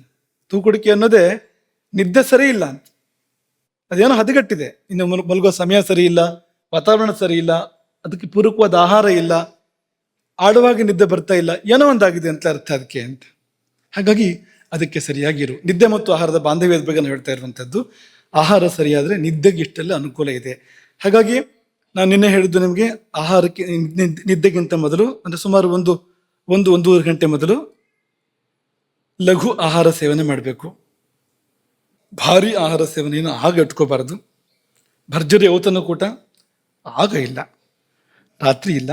ಕಿಂಚಿತ್ ಊನಂ ಸಮಷ್ಣೀಯ, ಸ್ವಲ್ಪ ಕಡಿಮೆನೇ ಊಟ ಮಾಡಿ ಆ ಸಮಯದಲ್ಲಿ. ನಿನ್ನೆ ನಿಮ್ಗೆ ಹೇಳಿದ್ದು, ರಾತ್ರಿ ಸಮಯದಲ್ಲಿ ಜೀರ್ಣಾಂಗ ವ್ಯವಸ್ಥೆಯೇ ವೇಗವನ್ನು ಕಳ್ಕೊಳ್ತದೆ ಎಂಬುದಾಗಿ ಆಧುನಿಕ ವೈದ್ಯರದ್ದು ಅಭಿಮತ ಇದೆ ಅಂತ ಹೇಳಿದ್ವು. ಅದನ್ನು ನಿಮಗೆ ಸ್ವಲ್ಪ ಹೇಳಲೇಬೇಕು. ಯಾಕೆಂದ್ರೆ ಅಂಥವ್ರು ಅನೇಕರು ಇರ್ತಾರೆ, ನಮ್ಗೆ ಈ ಪೂಜೆ ಗೀಜೆ ಎಲ್ಲ ಹೇಳಬೇಡಿ, ಅದೆಲ್ಲ ಬೇಡ, ನಿಮ್ಗೆ ಈಶ್ವರ ಪಾರ್ವತಿ ಅದೆಲ್ಲ ನಮ್ಗೆ ಅರ್ಥ ಆಗೋದಿಲ್ಲ, ವಿಜ್ಞಾನ ಒಪ್ಪೋದಿಲ್ಲ, ಅದನ್ನು ನೀವು ವೈಜ್ಞಾನಿಕ ಭಾಷೆಯಲ್ಲಿ ಹೇಳಿ, ಆಗ ಕೇಳ್ಬೋದು. ಬೇರೆ ಬೇಡ ಅಂತ ಯಾರು ಹೇಳೋದಿದ್ರೆ ನೋಡಿ, ಇದು ಆಧುನಿಕ ವಿಜ್ಞಾನದ ಅಭಿಮತ ನಿಮ್ಮನ್ನ ಹೇಳುವಂಥದ್ದು. ರಾತ್ರಿ ಸಮಯದಲ್ಲಿ ಜೀರ್ಣಾಂಗ ವ್ಯವಸ್ಥೆ, ಡೈಜೆಸ್ಟಿವ್ ಸಿಸ್ಟಮ್ ಮಂದಗತಿಯಲ್ಲಿ ಸಾಗುತ್ತದೆ ಎಂಬುದನ್ನು ಆಧುನಿಕ ವೈದ್ಯಕೀಯ ವಿಜ್ಞಾನವು ಸಂಪೂರ್ಣವಾಗಿ ಒಪ್ಪಿಕೊಳ್ಳುತ್ತದೆ. ಇದಕ್ಕೆ ಮುಖ್ಯ ಕಾರಣ, ಅವರು ಹೇಳುವಂಥ ಮುಖ್ಯ ಕಾರಣ, ನಮ್ಮ ಶರೀರದ ಸಕಾರ್ಡಿಯನ್ ರಿದಮ್, ಜೈವಿಕ ಗಡಿಯಾರ. ಶರೀರಕ್ಕೆ ಒಂದು ಗಡಿಯಾರ ಇದೆ, ಈ ಗಡಿಯಾರ ಎಲ್ಲ ಸುಮ್ಮನೆ, ಇದೆಲ್ಲ ನಮ್ಮ ಮಧ್ಯದ ಒಪ್ಪಂದ ಮಾತ್ರ ಹೊರತು ನಿಜವಾದ ಗಡಿಯಾರ ಗಂಟೆ ಅಲ್ಲ. ಅದೆಲ್ಲ ಶರೀರದ ಒಂದು ಗಡಿಯಾರ ಇದೆ, ಅದಕ್ಕೆ ಯಾವಾಗ ಹಸಿವಾಗಬೇಕು, ಯಾವಾಗ ನಿದ್ದೆ ಬರಬೇಕು, ಅದರದ್ದೇ ಆದ ಗಡಿಯಾರ ಒಂದಿದೆ. ಆ ಜೈವಿಕ ಗಡಿಯಾರ ಅದು ಹೇಗೆ ರೂಪಿತವಾಗಿದೆ ಅಂದ್ರೆ, ಹಗಲು ಚುರುಕಾಗಿ ಹೋಗ್ತದಂತೆ, ಅದು ರಾತ್ರಿ ಅದು ಮಂದ ಆಗ್ತದೆ. ಅಂದ್ರೆ ಶರೀರದ ವಿನ್ಯಾಸವನ್ನೇ ಪ್ರಕೃತಿ ಹಾಗೆ ಮಾಡಿದೆ. ಮಾನವ ಶರೀರದ ವಿನ್ಯಾಸವನ್ನೇ ದೇವರು ಮಾಡಿರೋದು ಹೇಗೆ ಅಂದ್ರೆ, ಹಗಲು ಚುರುಕಾಗಿರುವಂತೆ ರಾತ್ರಿ ಮಂದವಾಗುವಂತೆ ವಿನ್ಯಾಸಗೊಳಿಸಲಾಗಿದೆ. ಹಾಗಾಗಿ ರಾತ್ರಿ ಚುರುಕಾಗಿರಬಾರ್ದು, ರಾತ್ರಿ ಮಲ್ಕೊಳ್ಬೇಕು. ಆ ಮಲಗಿದ ಹೊತ್ತನ್ನು ಬಿಟ್ಟು ಉಳಿದ ಹೊತ್ತು ಧ್ಯಾನದಂತದಕ್ಕೆ ಸಲ್ಲಬೇಕು. ಈ ಮಲ್ಕೊಳ್ಳೋಕ್ಕಿಂತ ಮುಂಚೆ ಸಂಧ್ಯಾ ವಂದನೆ, ಧ್ಯಾನ, ಸಾಯಂಕಾಲದ ಸಂಧ್ಯಾಕಾಲ ಬಂತು, ಅದಕ್ಕಿರುವಂಥದ್ದು. ಬೆಳಗಿನ ಜಾವ ಬ್ರಹ್ಮ ಮುಹೂರ್ತ, ಅನಂತರ ಬರ್ತಕ್ಕಂಥ ಸಂಧ್ಯಾಕಾಲ ಎಲ್ಲ ಅದಕ್ಕಿರುವಂಥದ್ದು. ಹಾಗಾಗಿ ಈ ರಾತ್ರಿ ತುಂಬಾ ಚಟುವಟಿಕೆಗಳನ್ನ ಇಟ್ಕೋಬಾರ್ದು. ಯಾಕೆಂದ್ರೆ ಪ್ರಕೃತಿ ವಿರೋಧಿ ಅದು. ಕತ್ತಲಾಗೋದೇ ಏನೇನು ಹೇಳ್ತಾ ಇದೆ ಅಂದ್ರೆ, ಸಾಕು ನಿಲ್ಲಿಸು ಚಟುವಟಿಕೆಗಳನ್ನ ಅಂತ ಸೂಚನೆ ಇರುವುದೇ ಅದು ಅಂತ. ಹಾಗಾಗಿ ರಾತ್ರಿ ನಿದ್ದೆ ಮಾಡಬೇಕು, ಹಗಲು ಮಾಡಬಾರ್ದು. ಯಾಕೆಂದ್ರೆ ಈ ವಿನ್ಯಾಸ ಏನಿದೆ ಅಂದ್ರೆ, ಹಗಲು ಕೆಲಸ ಮಾಡಬೇಕು ಅಂತ ವಿಜ್ಞಾನವು ಅದನ್ನು ಹೇಳುತ್ತೆ. ಪರಂಪರೆ ಏನ್ ಹೇಳುತ್ತೆ ಅಂದ್ರೆ, ರಜೋಗುಣದ ಕಾಲ ಹಗಲು ಅಂದ್ರೆ, ರಜೋಗುಣ ಅಂದ್ರೆ ಚಟುವಟಿಕೆ, ಕೆಲಸ ಮಾಡುವ ಸಮಯದಲ್ಲಿ. ನಾವು ವಿರುದ್ಧವಾಗಿದ್ದೇವೆ. ತುಂಬಾ ಕೆಲಸಗಳೇ ಆ ಥರದ್ದಿದೆ ಇವತ್ತು. ರಾತ್ರಿ ಇಡೀ ಕೆಲಸ ಮಾಡು, ಬೆಳಗ್ಗೆ 5-6 ಗಂಟೆ ಮಲಗು. ಆ ಶರೀರದ ಗಡಿಯಾರಕ್ಕೂ ಮಾಡ್ತಾ ಇರೋದಕ್ಕೂ ಪೂರ್ತಿ ವಿರುದ್ಧ. ನೋಡಿ, ಜೀರ್ಣಕಾರಿ ಕಿಣ್ವಗಳು ರಾತ್ರಿ ಸಮಯದಲ್ಲಿ, ಡೈಜೆಸ್ಟಿವ್ ಎನ್ಸೈಮ್ಸ್ ಅಂತ ಹೇಳ್ತಾರಲ್ಲ, ಅದು ರಾತ್ರಿ ಸಮಯದಲ್ಲಿ ದೇಹವು ಜೀರ್ಣಕ್ರಿಯೆಗೆ ಅಗತ್ಯ ಇರತಕ್ಕಂಥ ಆಮ್ಲ ಮತ್ತು ಎನ್ಸೈಮ್ಗಳ ಉತ್ಪಾದನೆಯನ್ನು ಕಡಿಮೆ ಮಾಡುತ್ತದೆ. ಹಾಗಾಗಿ ಭಾರಿ ಊಟವನ್ನು ಮಾಡಬಾರ್ದು ರಾತ್ರಿ. ಮೆಲಟೋನಿನ್ ಸ್ರವಿಕೆ, ರಾತ್ರಿ ಬಿಡುಗಡೆಯಾಗುವ ಮೆಲಟೋನಿನ್ ಎಂಬ ಹಾರ್ಮೋನ್ ನಿದ್ರೆಗೆ ಸಹಾಯ ಮಾಡುವುದರ ಜೊತೆಗೆ ಕರುಳಿನ ಚಲನೆಯನ್ನು ಮಂದಗೊಳಿಸುತ್ತದೆ. ಎರಡನ್ನೂ ಒಟ್ಟಿಗೆ ಮಾಡ್ತಾ ಇದೆ ಅದು. ಕರುಳಿನ ಚಲನೆಯನ್ನು ಮಂದ ಮಾಡ್ತದೆ, ನಿದ್ದೆಗೆ ಬೇಕಾದ ಸಹಾಯವನ್ನ ಅಂತ ಹಾರ್ಮೋನ್ ಅನ್ನ ಪ್ರಚೋದನೆ ಮಾಡ್ತಾ ಇದೆ ನೋಡಿ ಇದು ಅಂತ. ಹಾಗಾಗಿ ಅದರ ಸಂದೇಶ ಏನು? ನಿದ್ದೆ ಮಾಡು, ಮಲ್ಕೋ, ತಿನ್ಬೇಡ ಜಾಸ್ತಿ, ಅದರ ಅರ್ಥ ಕೂಡ ಅದೇ. ಹಾಗಾಗಿ ಹಗಲಿನಲ್ಲಿ ಆಹಾರವು ಹೊಟ್ಟೆ ಮತ್ತು ಕರುಳಿನಲ್ಲಿ ಸುಲಭವಾಗಿ ಚಲಿಸುತ್ತದೆ. ಆದರೆ ರಾತ್ರಿ ನಿದ್ರಿಸುವಾಗ ಜೀರ್ಣಾಂಗ ವ್ಯೂಹದ ಸ್ನಾಯುಗಳ ಚಲನೆ 30-50% ಕಡಿಮೆ ಆಗುತ್ತದೆ. ಅರ್ಧದಷ್ಟು ವರೆಗೂ ಕಡಿಮೆ ಆಗ್ಬೋದು ಅಂತಂದ್ರೆ, ಮಧ್ಯಾಹ್ನ 4 ತಾಸು ಬೇಕು ಅಂದ್ರೆ ಊಟ ಆಗೋದು ಜೀರ್ಣ ಆಗೋದಕ್ಕೆ ರಾತ್ರಿ 8 ತಾಸು ಬೇಕಾಗ್ಬೋದು, ಅಲ್ಲಿವರೆಗೂ ಬೇಕಾಗ್ಬೋದು. ಹಾಗಾಗಿ ಹೆಚ್ಚು ಸಮಯ ತಗೊಳ್ಳುತ್ತದೆ. ಇನ್ನು ಆಧುನಿಕ ಸಂಶೋಧನೆಗಳ ಪ್ರಕಾರ ರಾತ್ರಿ ಸಮಯದಲ್ಲಿ ನಮ್ಮ ದೇಹದ ಇನ್ಸುಲಿನ್ ಸಂವೇದನಾಶೀಲತೆ ಕಡಿಮೆ ಇರುತ್ತದೆ. ಅಂದರೆ ರಾತ್ರಿ ಸೇವಿಸುವ ಗ್ಲುಕೋಸ್, ಸಕ್ಕರೆ, ಅದನ್ನು ಜೀರ್ಣಿಸಿಕೊಂಡು ಶಕ್ತಿಯಾಗಿ ಮಾರ್ಪಡಿಸುವ ಸಾಮರ್ಥ್ಯ ದೇಹಕ್ಕೆ ಕಡಿಮೆ ಇರುತ್ತದೆ. ಹಾಗಾಗಿ ರಾತ್ರಿ ತಿಂದ ಗುರು ಆಹಾರ ಅಂದ್ರೆ ಹೆವಿ ಫುಡ್ ಅಂತ ಹೇಳ್ತಾರಲ್ಲ, ಗುರು ಆಹಾರ, ಇದು ಸುಲಭವಾಗಿ ಕೊಬ್ಬಾಗಿ ಶೇಖರಣೆ ಆಗ್ತದೆ. ಫ್ಯಾಟ್, ಕೊಬ್ಬು ಅದಾಗಿ ಶೇಖರಣೆ ಆಗ್ತದೆ ಹೊರತು ಅದು ದೇಹಕ್ಕೆ ಏನಾಗಿ ಬದಲಾಗಿ ದೇಹಕ್ಕೆ ಉಪಕಾರ ಮಾಡಬೇಕಾಗಿತ್ತು ಹಾಗಾಗೋದಿಲ್ಲ ಅಂತ. ಹಗಲಿನಲ್ಲಿ ನಡೀತಕ್ಕಂಥ ಸಣ್ಣ ಪುಟ್ಟ ದೈಹಿಕ ಚಲನೆಗಳು ಜೀರ್ಣಕ್ರಿಯೆಗೆ ಪೂರಕ, ರಾತ್ರಿ ಅದು ಇರೋದಿಲ್ಲ. ನಾವು ಮಲಗ್ತೇವೆ, ನಿದ್ದೆ ಮಾಡ್ತೇವೆ. ಹಾಗಾಗಿ ಜೀರ್ಣಾಂಗಕ್ಕೆ ಬೇಕಾಗ್ತಕ್ಕಂಥ ಆಸಿಡ್ ರಿಫ್ಲಕ್ಸ್ ಅದು ಸಿಕ್ಕೋದಿಲ್ಲ ಅಂತ, ಹೊಟ್ಟೆ ಉಬ್ಬರ ಬರಬಹುದು ಇದರಿಂದಾಗಿ. ಹಾಗಾಗಿ ಆಧುನಿಕ ವೈದ್ಯರ ಪ್ರಮುಖ ಸಲಹೆ ಏನು ಅಂದ್ರೆ, ಆಹಾರ ನಿದ್ದೆಗಿಂತ ಸ್ವಲ್ಪ ಮುಂಚಿತವಾಗಿ ಆಹಾರ ಸ್ವೀಕಾರ ಮಾಡಿ, ಆಹಾರ ಆಗಿ ಸ್ವಲ್ಪ ಹೊತ್ತು ಬಿಡಿ ನಿದ್ದೆಗೆ, ಸೀದಾ ನಿದ್ದೆಗೆ ಹೋಗಬೇಡಿ ಅನ್ನೋದೊಂದು. ಇನ್ನೊಂದು, ಆಹಾರದ ಪ್ರಮಾಣ ಸ್ವಲ್ಪ ಹಗುರ ಆಹಾರ ಇರಲಿ ರಾತ್ರಿ ಅಂತ ಈಗ ಆ ಸಲಹೆಗಳನ್ನು ಕೊಡೋಕೆ ಶುರು ಮಾಡಿದ್ದಾರೆ ಆಧುನಿಕ ವೈದ್ಯರು. ಕೂಡಲೇ ಮಲಗಬೇಡಿ, ಸ್ವಲ್ಪ ಓಡಾಡಿದ್ರೆ ಒಳ್ಳೇದು ಅಂತ ಹೇಳ್ತಾರೆ ಅವರು.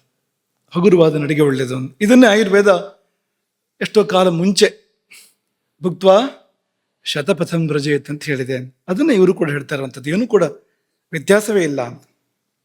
ಹಾಗೆ ಇನ್ನೊಂದು ಉಕ್ತಿ, ಸುಖಂ ಸ್ವಪಿತ್ ತೆನುಡಮಾನ್, ಯಾರು ಸುಖ ನಿದ್ರೆ ಮಾಡ್ತಾರೆ ಅಂದ್ರೆ ಯಾರಿಗೆ ಸಾಲ ಇಲ್ಲ ಅವನು ಸುಖ ನಿದ್ದೆ ಮಾಡ್ತಾನಂತೆ, ಯಾರಿಗೆ ರೋಗ ಇಲ್ಲ ಅವನು ಸುಖ ನಿದ್ದೆ ಮಾಡ್ತಾನಂತೆ. ಆಮೇಲೆ ಯಾರಿಗೆ ಹೆಂಡತಿ ಆದ್ರೆ ಗಂಡನ ಮೇಲೆ, ಗಂಡರ ಹೆಂಡತಿ ಮೇಲೆ ಸಂಶಯ ಇಲ್ಲ ಅವರು ನೆಮ್ಮದಿಯಾಗಿ ನಿದ್ದೆ ಮಾಡ್ತಾರಂತೆ. ಹಳೆ ಶ್ಲೋಕ, ನಮ್ದೇನು ಇಲ್ಲ ಇದರಲ್ಲಿ. ಮುಖ್ಯವಾದ ಏನಂದ್ರೆ ಸಾವಕಾಶಸ್ತು ಯೋ ಭುಂಕ್ತೆ, ಸ್ವಲ್ಪ ಜಾಗ ಇಟ್ಟು ಊಟ ಮಾಡೋನು, ಹೊಟ್ಟೆಯಲ್ಲಿ ಸ್ಥಳ ಇಟ್ಟು ಊಟ ಮಾಡೋನು, ಹೊಟ್ಟೆ ತುಂಬ ತುಂಬಿಸೋದಲ್ಲ, ಜಾಗ ಇಟ್ಟು ಯಾರು ಊಟ ಮಾಡ್ತಾನೋ ಅವನು ಸುಖಂ ಸ್ವಪಿತಿ, ಒಳ್ಳೆ ನಿದ್ದೆಯನ್ನು ಮಾಡ್ತಾನೆ. ಸುಖಂ ಸ್ವಪಿತ್ ತೆನೃಣವಾನ್ ವ್ಯಾಧಿ ಮುಕ್ತಶ್ಚ ಯೋ ನರಃ ಸಾವಕಾಶಸ್ತು ಯೋ ಭುಂಕ್ತೆ ಯಸ್ತು ದಾರೈರ್ ನ ಶಂಕಿತ. ಇವರೆಲ್ಲ ಅಂತ ಪಥ್ಯಾಹಾರವೇ ಆದ್ರು, ಸರಿಯಾದ ಆಹಾರವೇ ಆದ್ರು, ಜಾಸ್ತಿ ತಿಂದ್ಬಿಟ್ರೆ ಅಥವಾ ತುಂಬ ಕಡಿಮೆ ತಿಂದ್ರೆ, ಕಡಿಮೆ ಜಾಸ್ತಿ ಇಲ್ಲ ಸರಿಯಾಗಿ ತಿಂತಿದ್ದಾನೆ, ಹೀಗೆಲ್ಲ ಆದ್ರೂ ಕೂಡ ಜೀರ್ಣ ಆಗದೆ ಇರ್ಬೋದು. ಯಾವಾಗ ಅಂದ್ರೆ ಚಿಂತಾ ಶೋಕ ಭಯ ಕ್ರೋಧ ದುಃಖ ಪ್ರಜಾಗರೈಹಿ ಇದೆಲ್ಲ ಇದ್ದಾಗ ಜೀರ್ಣ ಆಗದೆ ಹೋಗ್ಬೋದು. ಅಂತಂದ್ರೆ ಸರಿಯಾಗಿ ಆಹಾರ ಸೇವನೆ ಮಾಡಿದ್ರು ಕೂಡ, ಪ್ರಮಾಣಬದ್ಧ ಪಥ್ಯಾಹಾರ ಎಲ್ಲ ಇದ್ರೂ ಕೂಡ ನಿದ್ದೆ ಸರಿ ಮಾಡದೇ ಇದ್ರೆ, ಪ್ರಜಾಗರ ಅಂದ್ರೆ ಅದು ನಿದ್ದೆ ಸರಿ ಮಾಡದೇ ಇದ್ರೆ ಜೀರ್ಣ ಸರಿಯಾಗದೇ ಇರ್ಬೋದು, ತೊಂದರೆ ಆಗ್ಬೋದು. ಹೀಗೆ ಪರಸ್ಪರ ತುಂಬ ಸಂಬಂಧ ಇದೆ. ಆಹಾರ ವ್ಯತ್ಯಾಸ ಆದಾಗ ವಾತ ವ್ಯತ್ಯಾಸ ಆಗುತ್ತೆ, ವಾತ ವ್ಯತ್ಯಾಸ ಆದ್ರೆ ನಿದ್ದೆ ಹೋಗುತ್ತೆ. ವಾತ ನಿದ್ದೆ ವೈರಿ ಅಂತ. ಇನ್ನೊಂದು ಸಂಗತಿ ನಿಮ್ಗೆ ಹೇಳಬೇಕು, ಆಹಾರದಲ್ಲಿ ಕೂಡ ಜಾಗ್ರತೆ ಮಾಡಬೇಕು. ಆಹಾರದಲ್ಲಿ ಈಗ ವಾತೋದ್ರೇಕ ಮಾಡುವಂಥ ಆಹಾರಗಳನ್ನು ತುಂಬ ಸೇವನೆ ಮಾಡಿದರೆ ನಿದ್ದೆ ಹೋಗುತ್ತೆ. ಯಾವುದು ಉದಾಹರಣೆಗೆ ಅಂತಂದರೆ ಕಡಲೆ, ಚೆನ್ನಾಗಿ ಕಡಲೆ ತಿಂದರೆ, ಕಡಲೆಕಾಯಿ ಚೆನ್ನಾಗಿ ತಿಂದರೆ ತಿನ್ಬೇಕಾದ್ರೆ ಸುಖ ಆಗ್ಬೋದು, ಆದರೆ ಆಮೇಲೆ ನಿದ್ದೆಗೆ ತೊಂದರೆ ಆಗ್ಬೋದು. ಇನ್ನೂ ಏನೇನೋ ಮಾಡ್ಬೋದು ಅದು, ಆದರೆ ನಿದ್ದೆಗೆ ತೊಂದರೆ ಆಗ್ಬೋದು. ತೊಗರಿ, ಈ ಹೆಸರು ಮತ್ತು ತೊಗರಿ ಎಲ್ಲಿ ಹೆಸರು ಯಾವಾಗಲೂ ಒಳ್ಳೆಯದು, ಹೆಸರು ಬೇಳೆ ಬೆಳೆಸ್ಬೇಕು. ತೊಗರಿ ಬೇಳೆಗಿಂತ ತೊಗರಿಬೇಳೆ ನಿಷಿದ್ಧ ವರ್ಜ್ಯ ಅಂತಲ್ಲ, ಆದರೆ ಜಾಸ್ತಿ ಬಳಕೆ ಮಾಡಿದರೆ ನಿದ್ದನ್ನು ಕಡಿಮೆ ಮಾಡುತ್ತೆ ಅದು, ಅಥವಾ ವಾತದ ಬೇರೆ ಬೇರೆ ಸಮಸ್ಯೆಗಳನ್ನು ಕೂಡ ತರ್ಬೋದು ಅದು ಅಂತ. ಅಲಸಂದಿ, ಬಟಾಣಿ, ಮೆಕ್ಕೆಜೋಳ, ರಾಗಿ, ಇನ್ನು ಪಾಶ್ಚಿಮಾತ್ಯ ತರಕಾರಿಗಳಲ್ಲಿ ಎಲೆಕೋಸು, ಹೂಕೋಸು, ಬ್ರೊಕೋಲಿ, ಆಲೂಗಡ್ಡೆ, ಬದನೆಕಾಯಿ, ಇನ್ನು ತಣ್ಣನೆಯ ಪಾನೀಯಗಳು. ಇದು ಕೃತ್ರಿಮ ಬುದ್ಧಿಮತ್ತೆ ಕೊಡುವಂಥದ್ದು ಇದು, ಅದು ಹೇಳ್ತಾ ಇದೆ ಇದನ್ನ. ತಣ್ಣನೆ ಪಾನೀಯಗಳು ಅಂದ್ರೆ ತಂಪು ಪೆಟ್ಟಿಗೆಯಲ್ಲಿ ಇಟ್ಟು ಹೊರತೆಗೆದ ಪಾನೀಯಗಳಿದೆಯಲ್ಲ ಅಂಥವು. ಐಸ್ ಕ್ರೀಮ್ ಎರಡನ್ನೂ ಕೋಪಗೊಳಿಸುತ್ತೆ ಅಂತ ಹೇಳ್ತಾರೆ. ಕಫವನ್ನೂ ಕೋಪಗೊಳಿಸುತ್ತೆ. ಅದು ಸ್ನಿಗ್ಧ ಮತ್ತು ಶೀತ, ಅಂದ್ರೆ ಸ್ನೇಹಾಂಶ ಇದೆ, ತುಂಬ ತಂಪು ಇದೆ, ಹಾಗಾಗಿ ಕಫವನ್ನು ಕೆರಳಿಸುತ್ತೆ. ಅದು ವಾತವನ್ನು ಕೆರಳಿಸುತ್ತೆ. ರೂಕ್ಷ ಅಂದ್ರೆ ತೀಕ್ಷ್ಣ ಮತ್ತು ಶೀತ, ಅದು ತುಂಬ ತೀಕ್ಷ್ಣಬಹುದು ಶೀತಬಹುದು ಅಂತ. ಮತ್ತೆ ಇನ್ನೊಂದು, ಎಷ್ಟು ಜನರಿಗೆ ಬೇಜಾರಾಗುತ್ತೋ ಅಂತ ಹೇಳಿದ್ರೆ ಗೊತ್ತಿಲ್ಲ, ಕಾಫಿ ಮತ್ತು ಚಹಾ ಅಂತ ನಿದ್ದೆಗೆ ಪ್ರಧಾನವಾದ ವೈರಿಗಳು ಅಂತ, ಕಾಫಿ ಮತ್ತು ಚಹಾ ಅಂತ. ಹಾಗಾಗಿ ಒಂದು ಚೀಲ ಕಡಲೆಕಾಯಿ ತಿಂದು ಒಂದು 10-20 ತಟ್ಟೆ ಕಾಫಿ ಚಹಾ ಕುಡಿದ್ರೆ, ಅದೊಂದು 2 ಸೇರ್ಸ್ ಕುಡಿಯುವಂಥ ಭೂಪತಿಗಳು ಇದ್ದಾರೆ ಕೆಲವರು, ಕುಡಿದ್ರೆ ನಿದ್ದೆ ಗೋವಿಂದ ಅಂತ ಆಮೇಲೆ ಅಂತ, ನಿದ್ದೆ ಬರಲಿಕ್ಕೆ ಸಾಧ್ಯವೇ ಇಲ್ಲ ಅಂತ. ಇಂಥದ್ದೆಲ್ಲ ಜಾಸ್ತಿ ಬಳಸ್ಬಾರದು. ಹಿತಮಿತದಲ್ಲಿ ಬಳಸ್ಬೇಕು ಅಂತ, ತುಂಬ ಬಳಸ್ಬಾರದು. ಯಾವುದನ್ನು ಬಳಸ್ಬೇಕು ಅಂದರೆ ಅಕ್ಕಿ ಒಳ್ಳೆಯದು ನಿದ್ದೆಗೆ, ಗೋಧಿ ಒಳ್ಳೆಯದು, ಆಮೇಲೆ ಈ ಮಧುರ ರಸ ನಿದ್ದೆಗೆ ತುಂಬ ಒಳ್ಳೆಯದು. ಸಿಹಿ ಇದೆಯಲ್ಲ ನಿದ್ದೆಗೆ ಜಾಸ್ತಿ ಒಳ್ಳೆ ಆಳವಾದ ನಿದ್ದೆಯನ್ನು ಕೊಡುವಂಥದ್ದು. ಭೋಜನಂ ಮಧುರಂ ಸ್ನಿಗ್ಧಂ, ಕ್ಷೀರ ಹಾಲು ಒಳ್ಳೆಯದು, ಕಬ್ಬಿನಿಂದ ಬಂದಿರುವಂಥದ್ದೆಲ್ಲ ಒಳ್ಳೆಯದು. ಐಕ್ಷವ ಸಂಸ್ಕೃತಿ, ಚಿಕಿತ್ಸೆಗೂ ಬಳಸ್ತಾರೆ, ನಿದ್ದೆಹೀನತೆ ಚಿಕಿತ್ಸೆಗೂ ಇದೆಲ್ಲ ಬಳಸ್ತಾರೆ. ದ್ರಾಕ್ಷಿ ಒಳ್ಳೆಯದು, ಸೀತಾ ಕಲ್ಸಕ್ರೆ, ಇಂಥದ್ನೆಲ್ಲ ರಾತ್ರಿ ಬಳಸ್ಬೋದು ಅಂತ. ಯಾವಾಗ ಅಂದರೆ ನಿದ್ದೆ ಕಡಿಮೆ ಆದಾಗ ಚಿಕಿತ್ಸಾ ರೂಪದಲ್ಲಿ ಬಳಸ್ಬೋದು. ಅಲ್ಲಿದ್ರೂ ಒಟ್ಟು ಆಹಾರದಲ್ಲಿ ತುಂಬ ಇದ್ದಾಗ ನಿದ್ದೆಗೆ ಅನುಕೂಲ ಆಗುತ್ತೆ. ಅಭ್ಯಂಗದಲ್ಲಿ ಉತ್ಸಾಹನ ಅಥವಾ ಉದ್ವರ್ತನ ಅಂತ ಹೇಳ್ತಾರಲ್ಲ, ಅದನ್ನು ಮಾಡುವಂಥದ್ದು. ಮೈ ತಿಕ್ಕುವಂಥದ್ದು ಇದೆಯಲ್ಲ ಅದು. ಮೊಸರು ರಾತ್ರಿ ಎಲ್ಲ ಬಳಸುವಂಥದ್ದು, ಆದರೆ ಕೆಡಿಸ್ಕೊಂಡ್ರೆ ಕಥೆ ಬೇರೆ ಆಗ್ಬೋದು ವ್ಯವಸ್ಥೆಯನ್ನು ರಾತ್ರಿ ಎಲ್ಲ. ಇಂಥದ್ದೆಲ್ಲ ಜಿಡ್ಡಿನ ಅಂಶ ಇರುವಂಥದ್ದು, ಇದೆಲ್ಲ ಏನು ಮಾಡುತ್ತೆ ಅಂದರೆ ನಿದ್ದೆಗೆ ಅನುಕೂಲ ಮಾಡಿಕೊಡುತ್ತೆ ಅಂತ. ಶಾಲ್ಯನ್ನ, ಸದತಿ, ಕ್ಷೀರ ಇದೆಲ್ಲ ನಿದ್ದೆಗೆ ಅನುಕೂಲ ಮಾಡಿಕೊಡುತ್ತೆ.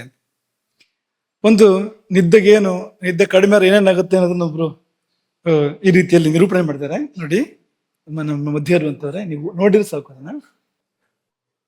ಯಾವ ರೀತಿಯಲ್ಲಿ ಕಾಲರಾತ್ರಿ ಹೊರಗೆ ಬರ್ತಾಳೆ ಅಂತ. ಕಿರಿಕಿರಿ, ಮಾನಸಿಕ ಒತ್ತಡ, ಮೆದುಳಿನ ಮಂಜು, ಏಕಾಗ್ರತೆ ಕೊರತೆ, ನೆನಪಿನ ಶಕ್ತಿ ಹೋಗ್ಬಿಡುತ್ತೆ ನಿದ್ದೆ ಕಡಿಮೆ ಆದಾಗ, ದೀರ್ಘಕಾಲದ ಆಯಾಸ, ಪ್ರತಿಕ್ರಿಯೆಗೆ ಸಮಯ ವಿಳಂಬ, ಒಂದು ಉತ್ತರ ಕೊಡಬೇಕಾದ್ರೆ ವಿಳಂಬ ಆಗುವಂಥದ್ದು, ರೋಗ ನಿರೋಧಕ ಶಕ್ತಿ ದುರ್ಬಲ ಆಗುವಂಥದ್ದು, ಇದನ್ನೆಲ್ಲ ಹೇಳಿದೆ ಅಂತ. ಸಹನೆ ಹೋಗುತ್ತೆ ನಿದ್ದೆ ಕಡಿಮೆ ಆದ್ರೆ, ಮುಖ್ಯವಾಗಿ ಕೋಪ ಜಾಸ್ತಿ ಆಗುತ್ತೆ, ಸಹನೆ ಹೋಗುತ್ತೆ. ಒಂದು 2-3 ಪ್ರಯೋಗಗಳನ್ನ ಹೇಳಿ ಪೂರ್ತಿ ಮಾಡ್ತಾ ಇದ್ದೇವೆ. ರಾಂಡಿ ಗಾರ್ಡ್ನರ್ ಅಂತ ಒಬ್ರು 1963-64 ಪ್ರಯೋಗ ಮಾಡಿದ್ರು. ನಿದ್ರೆ ಮಾಡದೆ ವಿಶ್ವದಾಖಲೆ ನಿರ್ಮಾಣ ಮಾಡಿದ್ರು.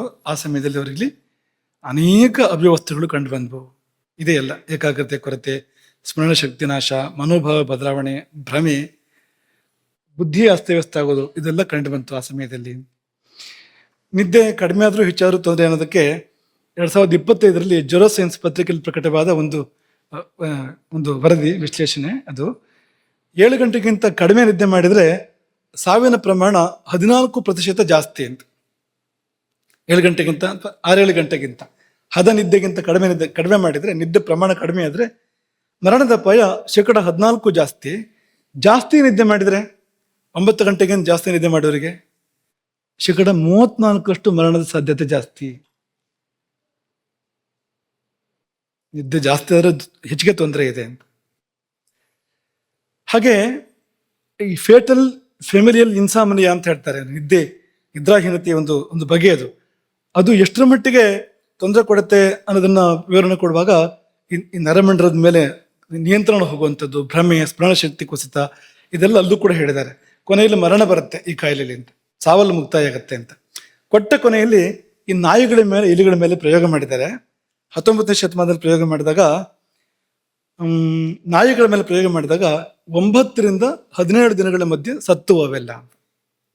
ಅವು ನಿದ್ದೆ ಮಾಡದಂತೆ ಮಾಡಿದಾಗ, ನಾಯಿಗಳು ನಿದ್ದೆ ಮಾಡದೆ ಹೋದಂತೆ ಮಾಡಿದಾಗ ಪಾಪ 9 ದಿನದಿಂದ 17 ದಿನದ ಮಧ್ಯದಲ್ಲಿ ಎಲ್ಲ ನಾಯಿಗಳು ಮರಣವನ್ನು ಅಪ್ಪಿದವು.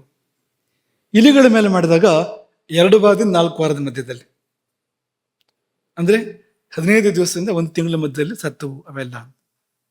ನಿದ್ದೆ ತೊಂದರೆ ಆದ್ರೆ ಏನಾಗ್ಬೋದು ಅನ್ನೋದಕ್ಕೆ ಇವೆಲ್ಲ ಸೂಚನೆಗಳು. ಹಾಗಾಗಿ ಯಾವುದೇ ಕಾರಣಕ್ಕೂ ನಾವು ನಿದ್ದೆ, ಹಸಿವು ಇದನ್ನೆಲ್ಲ ಆ ಕಡೆ ಈ ಕಡೆ ಮಾಡ್ಕೋಬಾರ್ದು. ಅದಕ್ಕೆ ಕೊಡಬೇಕಾದಂಥ ಮರ್ಯಾದೆಯನ್ನ ಕೊಡಬೇಕು. ಇದಿಷ್ಟನ್ನ ಇವತ್ತಿನ ಒಂದು ಪಾಠವಾಗಿ, ಪ್ರವಚನವಾಗಿ ಇಟ್ಕೊಂಡು, ಮುಂದಿನದಕ್ಕೆ ಬ್ರಹ್ಮಚರ್ಯ ಇದೆ ಮುಂದೆ, ಅದನ್ನು ಸ್ವಲ್ಪ ಸಮಯ ಅದನ್ನು ಅವಲೋಕನ ಮಾಡಿ ಆಮೇಲೆ ಮುಂದಕ್ಕೆ ಆಹಾರದ ವಿಷಯಕ್ಕೆ ಮುಂದುವರಿಯೋಣ. ಈ 3 ಉಪಸ್ತಂಭಗಳು, ಒಂದು ಪ್ರಧಾನ ಸ್ತಂಭ, ಕರ್ಮವೆಂಬ ಪ್ರಧಾನ ಸ್ತಂಭ, ಮತ್ತು ಆಹಾರ, ನಿದ್ದೆ, ಬ್ರಹ್ಮಚರ್ಯ ಎಂಬ 3 ಉಪಸ್ತಂಭಗಳು ಶರೀರವನ್ನ ಧರಿಸಿವೆ. ನಿದ್ದೆ ಸರಿಯಾದರೆ ಅದು ಯೋಗ ನಿದ್ರೆ ಆಗತ್ತೆ, ಅದು ನಮ್ಮನ್ನು ಭಗವಂತನವರೆಗೂ ಕರ್ಕೊಂಡು ಹೋಗುತ್ತೆ. ಸರಿಯಾಗದೇ ಇದ್ರೆ ಈ ಕಡೆ ಕರ್ಕೊಂಡು ಹೋಗುತ್ತೆ, ಚಿತ್ರಗುಪ್ತನ ಕಡೆಗೆ, ಯಮನ ಕಡೆಗೆ, ಅಥವಾ ಅವನೇ ಕಳಿಸ್ಕೊಡ್ತಾನೆ ತನ್ನ ಪ್ರತಿನಿಧಿಗಳನ್ನ, ದೂತರನ್ನ.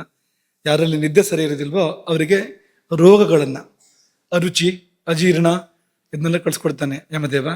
ಬೇಗ ಬರ್ಲಿಕ್ಕೆ ಹೇಳು, ಬೇಗ ಬರ್ತಾನಂತೆ, ಹೋಗಿ ಅಂತ. ಹಾಗಾಗತ್ತೆ. ಹಾಗಾಗಿ ನಮ್ಗೆ ಇದು ಬೇಕು ಅದು ಬೇಕು ಅನ್ನೋದನ್ನ ಆರಿಸ್ಕೋಬೇಕು. ಜೀವನಕ್ಕೆ ಶಿಸ್ತನ್ನು ಅಳವಡಿಸ್ಕೊಳ್ಬೇಕು, ತುಂಬಾ ಮುಖ್ಯ. ಹಾಗಾಗಿ ನಿರ್ನಿದ್ರೆಯಿಂದ ನಿದ್ರೆಗೆ, ನಿದ್ರೆಯಿಂದ ನಿಶ್ಚಿಂತೆಗೆ, ನಿಶ್ಚಿಂತೆಯಿಂದ ಯೋಗ ನಿದ್ರೆಗೆ ಭೂತಧಾತ್ರಿ ಸಿದ್ಧಯೋಗಿನಿ ನಮ್ಮೆಲ್ಲರನ್ನು ಕೂಡ ಏರಿಸಲಿ ತಾಯಿ ವಿಷ್ಣುಮಾಯಿ. ಹರೇ ರಾಮ. ಗೋಕರ್ಣ ಮಂಡಲಾಧೀಶ್ವರ ಶ್ರೀಮದ್ ಜಗದ್ಗುರು ಶಂಕರಾಚಾರ್ಯ ಶ್ರೀಮದ್ ರಾಘವೇಶ್ವರ ಭಾರತಿ ಸ್ವಾಮಿ ಮಹಾರಾಜ್ ಕಿ. ಯಾವುದೇ ಸುದ್ದಿಯ ಅಪ್ಡೇಟ್ ಅನ್ನ ಮಿಸ್ ಮಾಡ್ಕೊಳ್ಬಾರ್ದು ಅಂದ್ರೆ ಈಗ್ಲೇ ಒನ್ ಇಂಡಿಯಾವನ್ನ ಸಬ್ಸ್ಕ್ರೈಬ್ ಮಾಡಿ. ನಿಮಗೆ ಬೇಕಾದ ಭಾಷೆಯಲ್ಲಿ ಎಲ್ಲಾ ಸುದ್ದಿ ತಿಳಿಬೇಕು ಅಂದ್ರೆ ಒನ್ ಇಂಡಿಯಾ ಆಪ್ ಅನ್ನ ಡೌನ್ಲೋಡ್ ಮಾಡ್ಕೊಳ್ಳಿ.